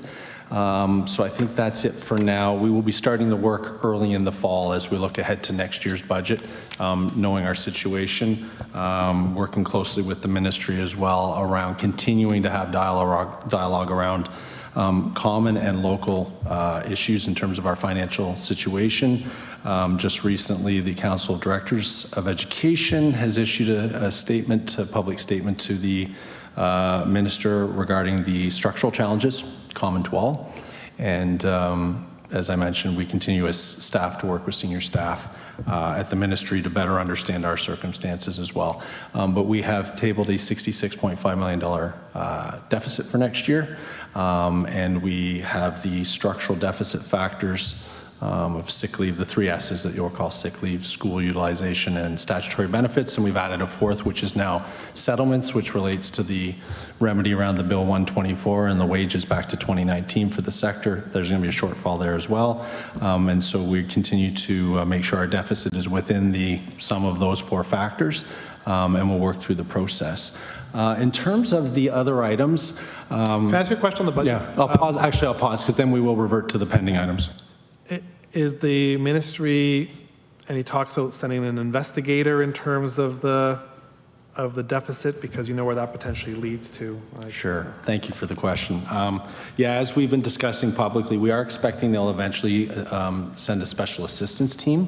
So the practice has been is that they'll procure Deloitte's, for example, who will come out and they'll work with boards. They'll do a couple things. One, they will take a very specific lens. Secondly, validating our representations. In other words, if we're saying we are where we are and why we are where we are, corroborating that, and then looking for and suggesting possible areas to look at for efficiency or for further adjustment. I think I've mentioned to this body that we did hire our senior controller and head of financial services. Ms. Mora actually joined us last summer, and for 14 years prior, she was at the ministry in the role leading the special assistance reviews, the financial recovery, and boards that were under supervision at some point. And so we do have her expertise. So we've already lined ourselves up and know exactly what we would be required to provide. So we're not only that, but also having comfort in the position that we've taken, knowing that it would be something that if she were to come out and review, say independently as a member of the ministry still, she would have an acceptance and be able to work with us on that. So we're in good form that way. I'm expecting right now at this point, not unlike Dufferin Peel Catholic and York Catholic who's moving there, and eventually there'll be others, Toronto District at some point, their reserve is near running out. I do expect that they're going to have to attend to it more specifically with some type of more concrete solutions rather than just allowing things to roll along. But for now, we're working in partnership with the ministry, and we've been able to keep that positive dialogue. And will there be a follow-up communications to the system and to parents in terms of what the net impact of the budget is and acknowledging any feedback that they received as to close the loop? Thank you, through you, Mr. Chair. No, actually, what we do expect is that our budget since January, I've been in the boardroom twice a month, almost to the point of I think the trustees could deliver the material. So we have everything posted publicly. We did bring the stakeholder engagement report to the Board of Trustees as well, commensurate with the budget. So we do sort of have an expectation that folks are tracking along if there's interest. If there are impacts that are going to be germane to a local community, we've been keeping the principals advised and the area superintendents so that they can work closely, obviously our trustees as well. We haven't necessarily, it's been somewhat intentional in our communication strategy not to necessarily make a big issue publicly of our deficit, because our strategy has been to work privately with the ministry in partnership. We've seen how our coterminous board has just picked at a few things publicly, and within 12 to 24 hours has received some fairly direct feedback from our minister in terms of public sound bites. So we've not chosen to necessarily go that route at this point in time.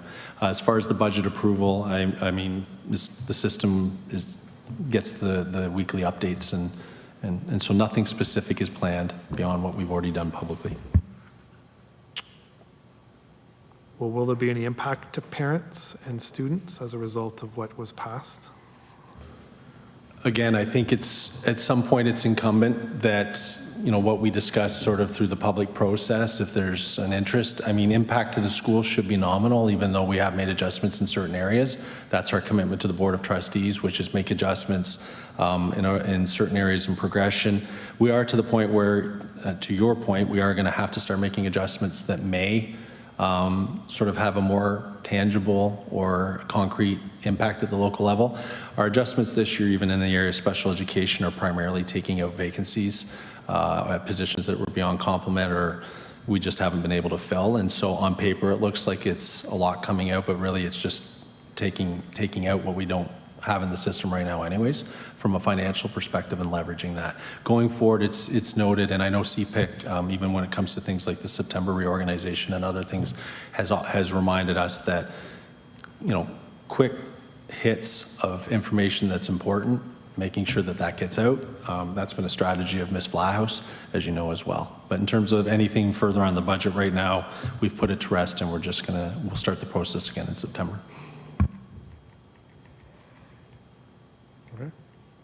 All right, sorry, go on to your next item. Sorry, I just wanted to clarify something. The CFO talked about public sound bites. So can you elaborate on that? So the minister was complaining about complaints, or I'm trying to clarify that. Sure, thank you through you, Mr. Chair. You know, if you track, there's been a few times over the last couple months where the TDSB's deficit or certain reductions that they were intending to make has caught the attention, hit the press, or they've taken a bit of a shot at the ministry publicly through the press with respect to some of the issues that they're having. And I'm not saying that one strategy is better than the other, but what we do see with this particular minister is that he's quick to respond, and often through quick hit sound bites the next morning of, it's just a quick 1 or 2 liner, you know, the board should, you know, just figure out how to deal with it. It's their job to balance the budget. So there's sort of a reaction that doesn't create a positive dynamic for actually having authentic conversation about the issues, and we don't want to play it out in the public. And so we found that it's actually not helpful if we trigger. So that's what I mean. If anytime something comes up on the budget from any board publicly that's got a negative slant or a run at the ministry, they're typically very quick to respond with a bit of what I would call a soundbite through the press. Okay, so you're saying TCDSB is not going public? I just wanted to clarify that. Mr. Chair, through you. No, we're not. I mean, our whole process is public, but what we're not doing is aiming through using the media specifically to target the ministry around the challenges that we're facing. We're doing that through a public process, keeping them current, keeping senior staff current, ensuring the minister and the deputy minister are briefed.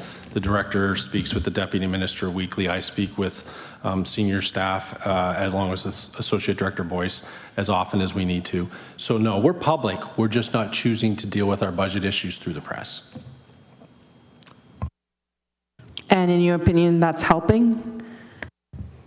In my opinion, the alternative is not helpful. Okay, thank you. Through you, Mr. Okay, thank you. So moving on, Mr. Chair, actually I'll turn to Mr. Ferrante just for a quick update. I think we want to do something for you each month, which is at least for all the different items, the school funds review, which you're great to give us feedback on. We now want to start bringing you updates, and each month, whether it's just a quick hit to say, you know what, we're still working on it, we'll be back. Excuse me. We are going to use this summer very intentionally to focus on coordinating and prioritizing, and Joe will speak to that. And then a lot of those tie in as well to the pending items that we have as well. And I'd be happy to take questions after Joe's provided a bit of an update. So over to you, Joe. Thank you. Just I wanted to say that, so speaking to the pending items that we have, since coming on board, I've had the opportunity to speak with our CSPCs, especially our treasurers, have conversations around them about reporting, their role. And to Jen's point earlier, I do speak to CSPCs that do a lot of fundraising, those who don't, separated accounts, consolidated accounts, and to get an idea of where they are and how things are going. So we will be taking the summer to kind of look at the motions, because we do see the software, the reporting, FAQ, the training, and the changes to Appendix B, they do flow into one another, right? We can't kind of fix one, we can't adjust one without touching the other. So looking at it as a whole and bringing it back together, and we can see if we make changes that impact CSPC for positive. I can say that the school finance support team is complete. right? We have all our members now, so all schools will have full support from this division in business services. And when we're looking at school financing, CSPC is part of that, right? It's not just, CSPC is not a standalone item, it's part of school financing, the CSPC's school nutrition program. So we want to make sure that everyone is supported, especially our treasurers who are doing this, this very important role, because it does always, whatever they do does roll up to a reporting by our CFO. And one of the things that has been done, and this has been something that we've spoken about in the past, is on CSPC portal now, we do find all our treasury documents.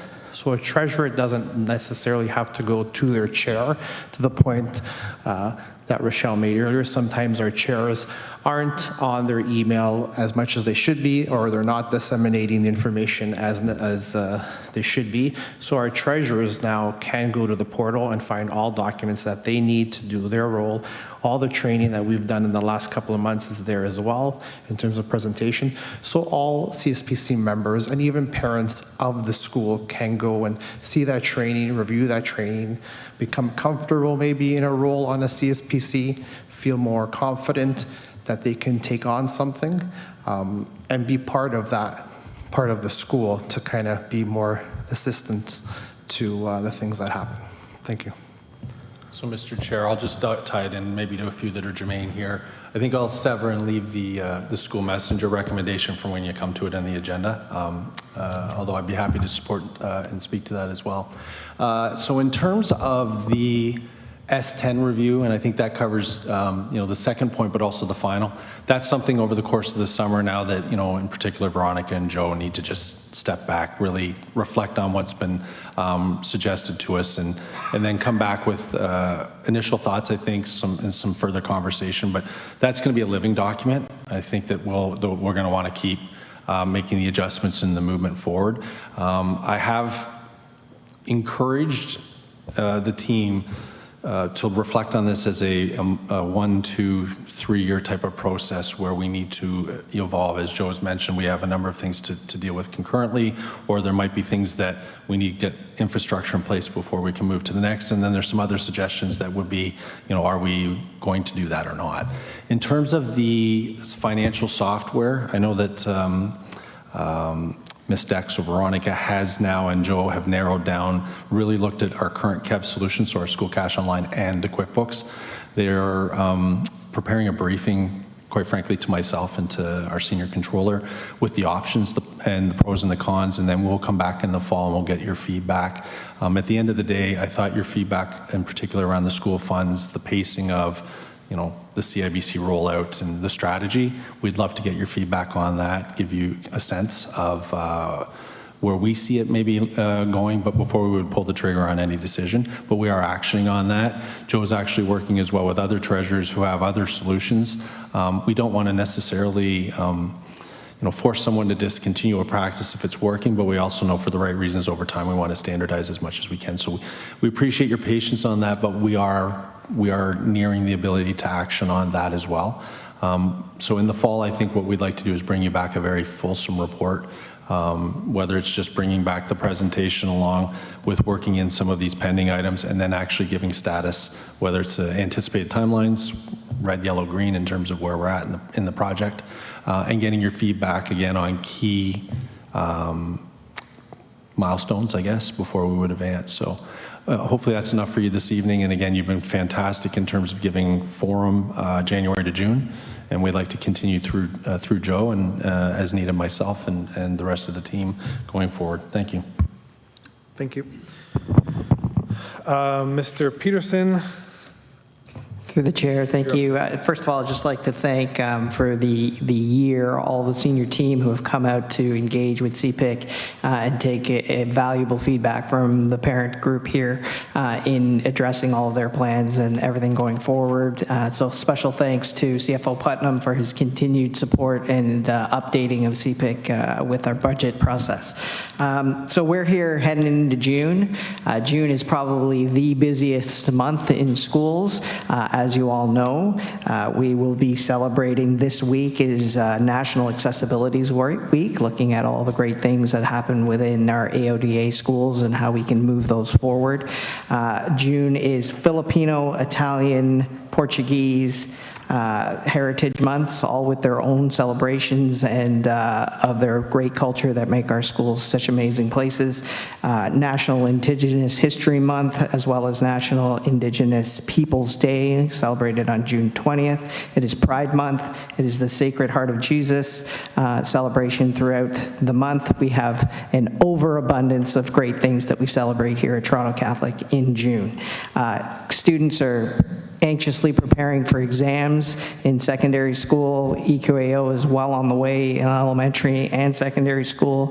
Graduations are being planned. It's to wonder where any learning is happening as there's so much fun happening in schools. Specifically, CSPCs are running fun fairs and having all the amazing events that are happening, and we are looking at an abundance of pick and program presentations that are going on throughout the city, as well as many of you are creating engaging events for your areas, and it looks to build great structures moving into next year's format for ward events for CPIC.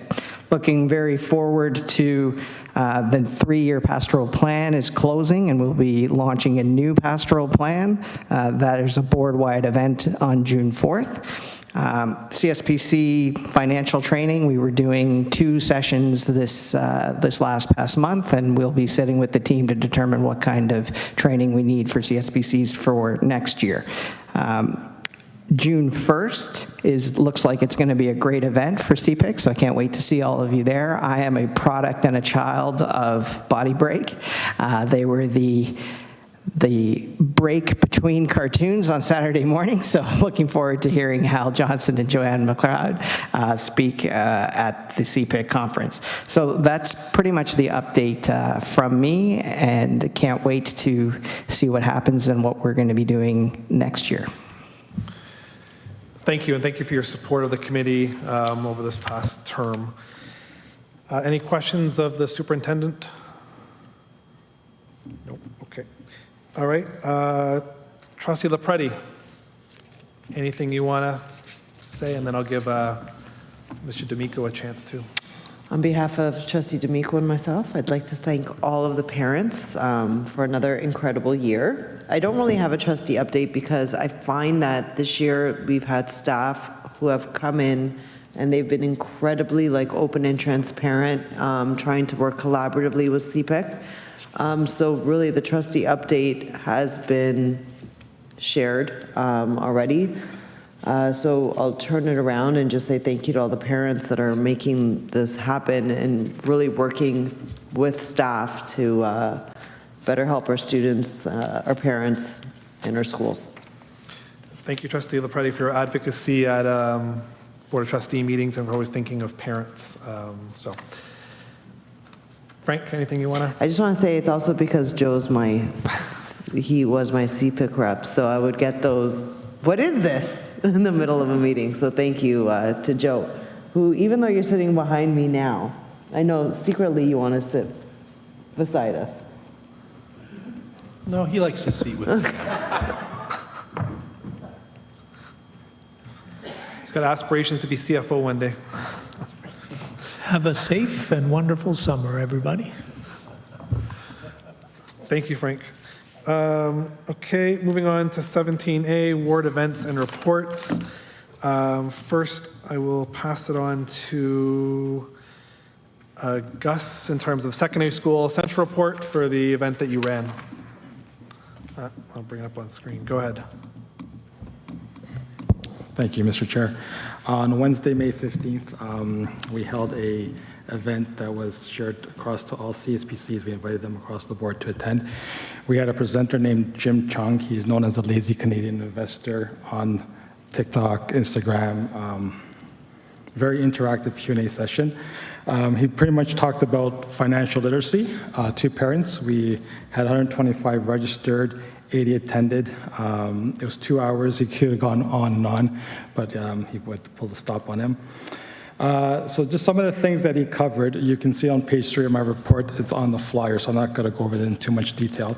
But I just wanted to highlight some of the positive feedback from attendees that they expressed appreciation for the information of engaging in presentation. Many parents found his insights and tips on investing to be valuable and easy to understand. Attendees appreciated the opportunity for the interactive Q&A, which allowed them to clarify their doubts and seek personalized advice. Parents increased their financial knowledge and also enhanced their parenting skills in financial literacy. Some of the challenges that we did face is limited attendance. So we know at this time of year, it's hard getting parents out to attend an event could be challenging. It may require more effective promotion or more communication to ensure a good turnout. Time constraints, we know parents have limited time to dedicate to attending the events, especially if they're working multiple jobs or have family responsibilities. Even finding a convenient time and duration for the event can help increase participation. Lack of interest, some parents don't see like a positive impact on their family's well-being at this time, so they don't proceed to pursue it. Cultural differences and sensitivities, we have to be sensitive of these cultural differences and ensure that their events, content, and approach is culturally appropriate and inclusive. And host follow-up events. We know that hosting a single event may not be sufficient to achieve long-term impact. Therefore, it's crucial that we plan follow-up activities such as ongoing support and resources like little workshops to ensure parents continue to build financial literacy skills beyond the event.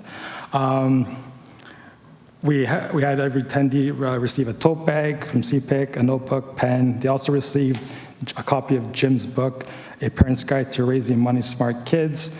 5 Ways to Reach Financial Freedom Faster. And the Parent's Guide to Raising Money Smart Kids was donated to us from the CPA. Thank you, Gus, for organizing the event and facilitating that. I know it's a lot to organize and facilitate, so thank you for doing that. Through you, Mr. Chair, I just had some comments on that. Yep. Like Gus indicated too, I think maybe there might have been, like, for feedback for the next event next year or whatever, we could try to also present it on Zoom, because I personally wanted to attend this meeting, but it's too far for me. I live on the other end of the city. And then also for parents whose language is not English, whose first language is not English, and maybe the deaf and hard hearing, maybe you could have like, some kind of, like on the news reports, they have like a little square or something, just for feedback for next year, because I know I'm having the same issue with my event that's coming up tomorrow, day after tomorrow. There's one school, for example, using me as an example, half the population of the parents are Mandarin speakers, so they're not even interested in attending. So just an example, just feedback that I'm learning as well. Thank you.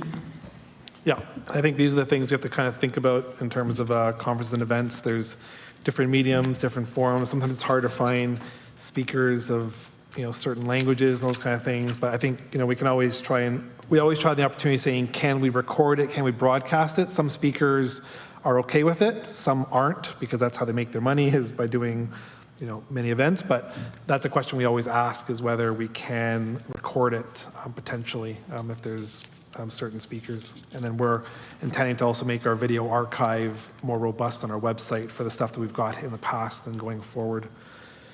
Okay, then in terms of, there are 2 events coming up. Let me just zoom out. Oh, go ask your question. Sorry. Question is, I needed some clarification for the Loreto College School. It says here that this is a secondary school central report. Can you clarify to me what's the difference between the secondary school, which are high school, really considered as high school, or with their name says high school, like for example, Notre Dame High School or Neil McNeil High School. And there are also secondary school which are classified as college or university. And the Toronto Catholic District School Board includes only elementary and high school, because these schools are the ones approved by the ministry including the federal budget and the provincial budget, or even the municipal budget? So the school board is authorized to provide schools for like ages, well, basically JK to grade 12, and it's broken into two panels, elementary and secondary panels. I know that there was a report a long time ago about making the names consistent for all the high schools, and there was a lot of pushback because there's a lot of history in some of the schools being called colleges, highs, secondary schools. So the names are quite different, and they like to be like that way, but they all get classified as a secondary school. And for the purpose of this, our CPIC reps are divided into elementary reps by ward, and then because secondary are less schools, and there is a difference in terms of elementary versus secondary parent needs, we basically divide our secondary reps into 3 East Central. So Gus represented the Central, which included kind of the things in the kind of North York area, and that's where this event was held at Loretto College in terms of this particular event. So do we consider all the colleges under the TCDSB website as government schools, which is different from the other schools like private career colleges? Yeah, the name doesn't really matter. If they're associated to our board and are a publicly funded Catholic high school, then so for example, there is private Catholic schools that are on their own, but there's only a couple of them in the city. Okay. So on to the next set of events. So as Rochelle from Ward 8, there's an event on Wednesday, raising young kids at St. Barnabas School. Registration's been fairly active for this. We'll see who actually shows up as always. There's always more registrations show up, but we're planning for this. Anything you want to say on this? The invite's sent out to all the other ward reps as well. You're welcome to come and attend. Great. And she'll provide a report back in terms of how that goes. And then the other one we have, she's gone. Stepped out. Okay. Well, anyways, she's spearheading in terms of the secondary schools east, so Scarborough area, in terms of navigating the challenges of adolescent mental health, and has a panel of speakers for that, and that's scheduled on Tuesday, June 4th. Registration is not as robust for this one, so we'll continue to promote this, and we'll also extend it to the elementary schools as well, grade 6 and above, in addition to the high schools. But all these events actually help to formulate in terms of what works and what doesn't work, and at least there are opportunities to engage parents and bring them together to hear about issues of concern to them. I just want to make special mention, thank you, Mr. Chair, for helping us out with these events, and I know kudos is not given enough to you, so just want to make that mention. Yep, you're welcome. And the planning, I have your check ready to give your speaker for Wednesday. We'll facilitate the other ones shortly. Okay, so those are all, that's the 17A. 17B, I will let Joe Perry from OAPSI give an update in terms of what OAPSI's been up to. Go ahead. Okay, thank you, Mr. Chair. I'll go through this as quickly as possible.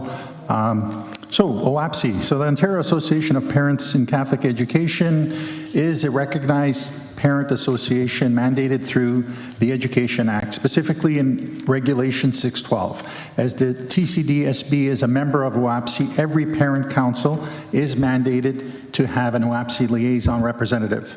As part of their council, OAPSI representatives are voting members that play a crucial role in facilitating information exchange between parent councils and OAPSI. All the OAPSI liaison representatives make up our OAPSI Toronto Regional Committee, where we are able to connect with our reps and host regional meetings.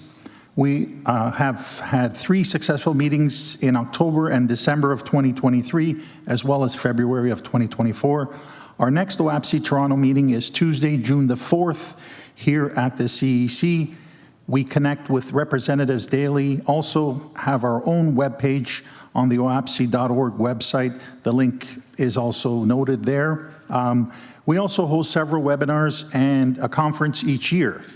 The only conference in the province for parents in Catholic education where parents from across the province attend to gain valuable tools, resources, and information to help them with their children's education, to share with their parent councils, and to encourage them in Catholic education. This year, we decided to host our 85th anniversary celebration in Toronto, as we thought that the support would be one that would help us with ensuring more parents could attend. On April the 13th, 2024, parents, guardians, representatives, and educational partners from across the province came together in Toronto at Monsignor Percy Johnson Secondary School for our 85th anniversary spring conference titled Celebrate OAPSI 85, a celebration of change, commitment, and Catholic education.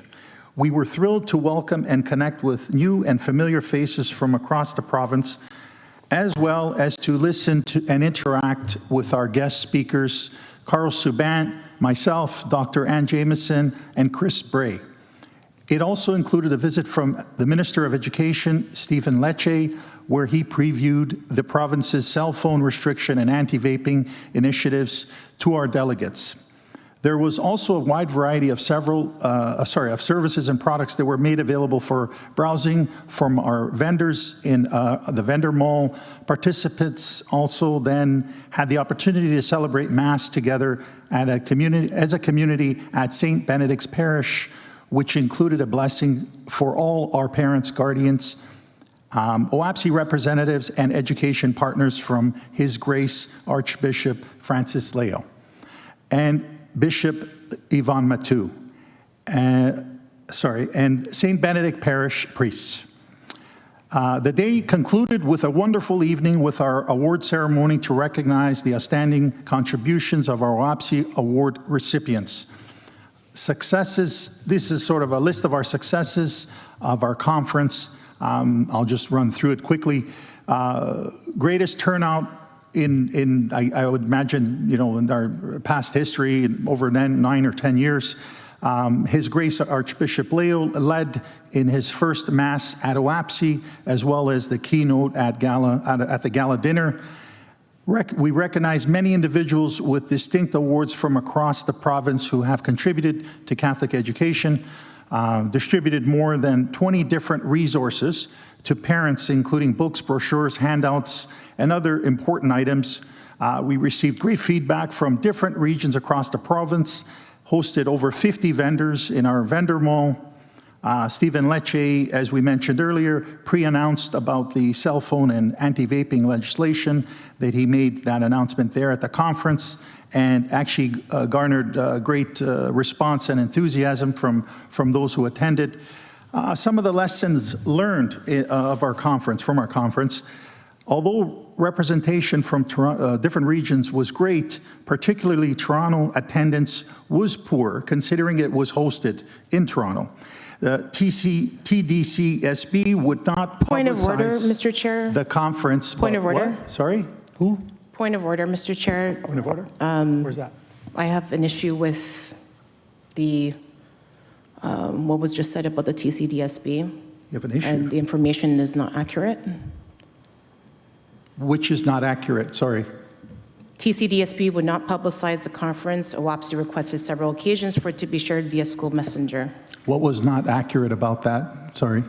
Well, the issue with that is that information was not given to us on a timely manner. We were not able to what was asked of us was not able to, we were not able to do that in a timely manner because the information was not given to us in a timely manner. And what we asked for was not given to us either. Okay, So I think what is going to be said is not accurate and does not reflect what the TCDSB could do. So I don't think I think you're speaking out of context, and there's actually a string of emails that were circulated. And if you want to discuss those, I would recommend that we do that offline, because now you're making statements that aren't substantiated, because we do have the string of emails to We have a string of substantiate. emails as well, so Exactly. saying So why don't we this take is this offline? inaccurate. This is not accurate. Perhaps in your opinion, So it's saying not the accurate. TCDSB would not publicize the conference is inaccurate. Okay, that's your opinion. No, it's not my opinion. It is the truth. It's up for discussion. There's quite an extensive dialogue and supporting email documentation. So I recommend, Mr. Chair, we take that offline.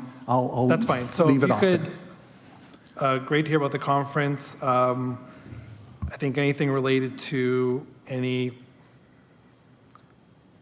potential criticisms of the board or CPIC are out of order in terms of your report, because there's differing opinions in terms of those matters. And I know in the case of School Messenger, the board has a clear protocol in terms of when that's used and when it's not used. And we've even asked for it for CPIC events, but that's not what it was established for. So it's nothing personal against OAPSI or anything like that. And then there was potential around CPIC sponsorship of the event or not, which is a different conversation altogether. So anyways, I don't want to get into it tonight on those things. So you're free to continue in terms of anything else that you want to highlight. Yeah, but I would almost leave that there. stuff One out. more page. So I'll word it differently. Maybe this is more fair in light of the concerns that were raised.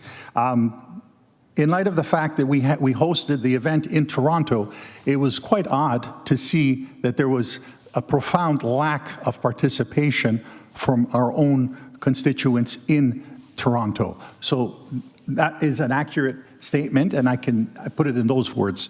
So moving on, authors for children's books seem to do well, including our keynote speaker, Carl Subban, so perhaps we try to get more authors. They seem to do very well at our conference. OAPSI had requested, so I'll just move along here. I mean, it's part of our presentation where we had requested on several occasions for the sponsorship, but as you said, we have to discuss that, I guess, offline, because there's some discrepancy around did anybody receive the emails, which emails, even though there were several of them over a period of time. But again, I guess for the interest of moving forward, I won't get into all the details of that.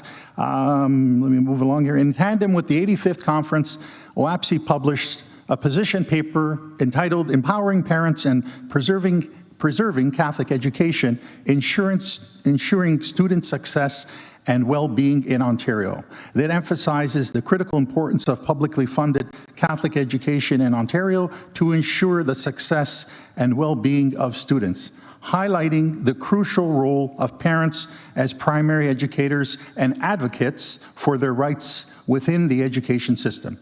We are delighted to share the co-executive directors of OAPSI will be featured in an article being published by Maclean's magazine, and that'll be coming out probably within the next month.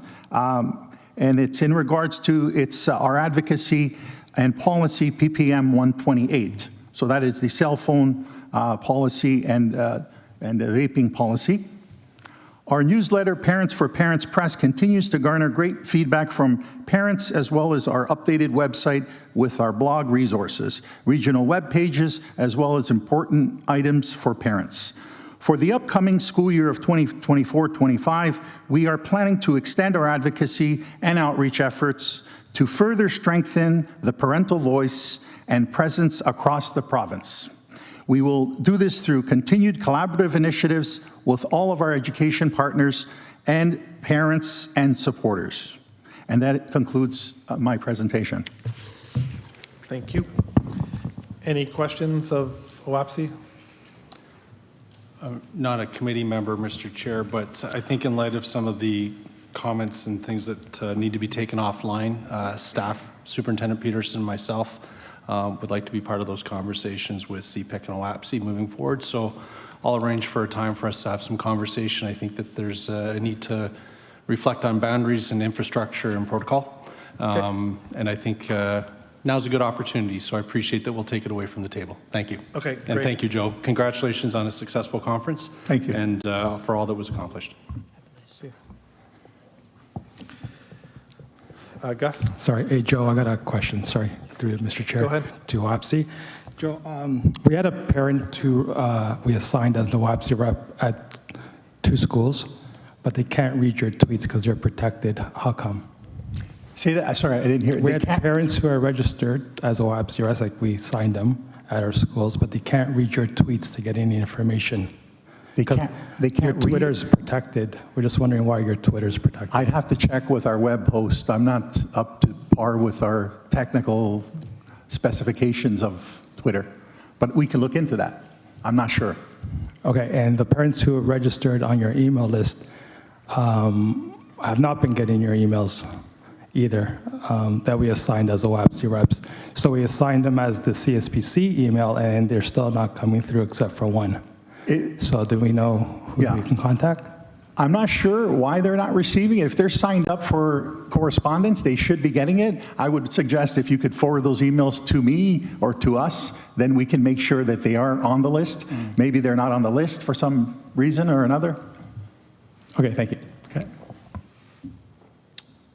Thanks. Just a quick question. Do you know what your attendance was from Toronto and what your total attendance was, just to contextualize how many parents? Well, we have to put all of that data together, and again, with our technical host and everything that we have done, we haven't had a chance to put all that information together, but I'll be happy to do that and share it with everyone here. And did the OAPC get any grants from the ministry to run this, or was it all self-funded? We operate, for a large portion on grants as well, and we did receive a grant to do some of the conference as well, to allocate an amount of funds towards the conference. Okay. Yeah. All right, no, well, thank you for that update. And it's always good, parents getting together to hear things are always good, no matter who runs it. So well, thank you for your work in that area. Moving on. Sorry, is there any other questions of the presenter? Okay, thank you. Semi-last item, update from the board on prior resolutions recommended.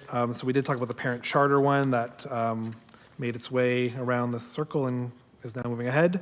The fundraising policy, Mr. Putnam, any updates on that one? Thank you. I think the board did discuss it. The board did receive the recommendation, referred it to staff. I've committed to making friendly amendments, and I will come back in September with what those changes are.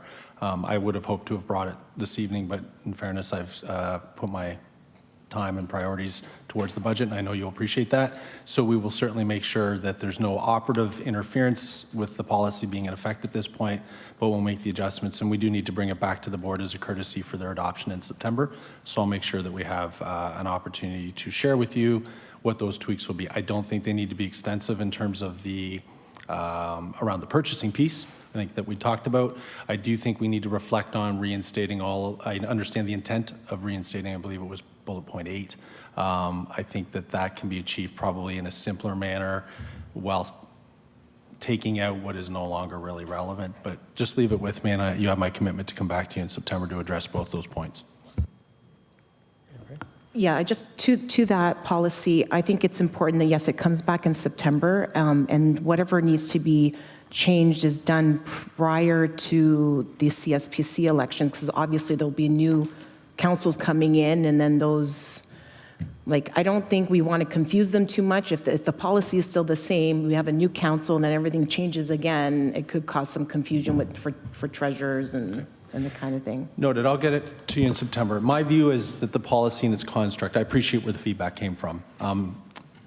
In its construct, I think operatively it achieves what we need from an overall, we'll call it direction, central direction, but the feedback specific to those 2 points I thought was very clear, and I think we can accomplish it simply, and it's not going to change sort of what the material intent is of the policy. Okay. So I thank CPIC for their thoughtfulness and for providing very specific recommendations. And our goal through Ms. Vlahos, obviously going forward, is not to find ourselves in this situation again. Yeah, it's a live and learn, and I'll bring it back to you. It wasn't the intention to come out of cycle. I think it was an oversight that happened, and we appreciate staff's understanding in terms of the specifics that were brought forward by us on behalf of parents. So as long as operationally, councils aren't affected while you sort out the language, thank you very much. Did school messenger get I was trying to watch the board meeting, but I didn't see if it got dealt with or not. So was there an update on I that can one? speak Okay. to that. Yeah, the board received the recommendation, Yeah. and that was the action that evening. Back to staff? No, the board received it. Received it. Yes. So trust the party, what does that mean? Thank you very much. What it means is, so Move under on. our bylaws, as recommendations come from a statutory or standing committee of the board, the board has two options. They can either receive it or they can receive and refer. They had previously received a similar recommendation and referred it to staff last year, and we addressed it at the board table. At the last meeting, the board received the motion, and that is where it sits at this point. There is no referral or direction to staff to see it further. They've received CPIC's recommendation with thanks. Okay, I think just from a statutory framework is the board is obligated to provide a response back to its statutory committees in terms of its actions. So it's fine if the board does whatever it does, but the board has to provide a formal response back to the committee in terms of what it did and why. Certainly. And through the formal action after process, and we've had our recording secretary, Ms. Harris, is now back, and we built our team, and so you will find that closing of the loop will occur through the formality through Superintendent Peterson back to CPIC. But just to give you a quick verbal, it was addressed at the board table and received. I understand. I think the only thing was that there actually then is no protocol because nothing actually ever got approved by anybody. So I guess we're just not sure what state it's actually in. I think the state is that the board has received CPIC's recommendation with thanks. Okay. All right. And my apologies, I wasn't at the meeting on Thursday. Okay, that's okay. I'm sorry. And I'm just passing along an update on what the activity was. No, that's fine. It was in our public forum as well, so it's available for viewing. Yeah, it wasn't intended to query staff. It was just in terms of making sure that the committee knows. Understood. Just want to report clearly too, yes, the options were receive or receive and refer, and it was received. Thank you for that. The pending list is before you here. I know the CFO spoke to items that were in his domain. I am going to work with the superintendent of parental engagement on item number 1 in terms of parental engagement school index, because that's been outstanding. It kind of got lost and it's been out there for 4 years. Everything else, I think, is going through the cycle that it's been going through, so that's good. As a final piece, obviously this is the last formal CPIC meeting of this school year. There is a meeting in September that happens before the next CPIC elections. 2 pieces. One is our bylaws state if any member has students who are leaving the system or graduating out of what panel they represent. So if you're an elementary school parent and a grade 8 is graduating, effectively you no longer become the rep as of July 1st. If you're leaving the system, or your kids have graduated from grade 12, again, your position is basically forfeited. Not that we don't appreciate your input.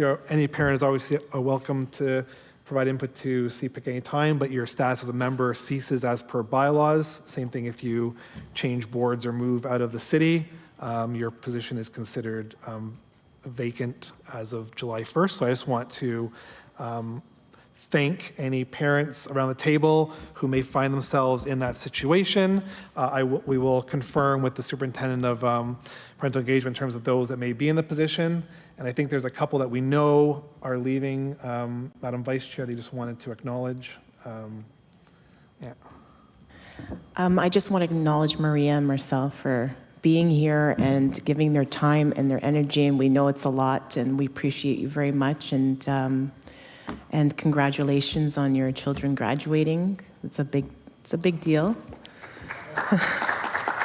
Thank you. Aria, is your child graduating from grade 8 too? Yeah. Grade 8, but she's going to TDSB. Okay. Yeah. So I just want to say on behalf of everyone, thank you so much, and we wish you well. Thank you. Thank you very much. I really appreciate it. Thank you. Okay, with that, I will take a motion of adjournment. Gus, seconded by Jen.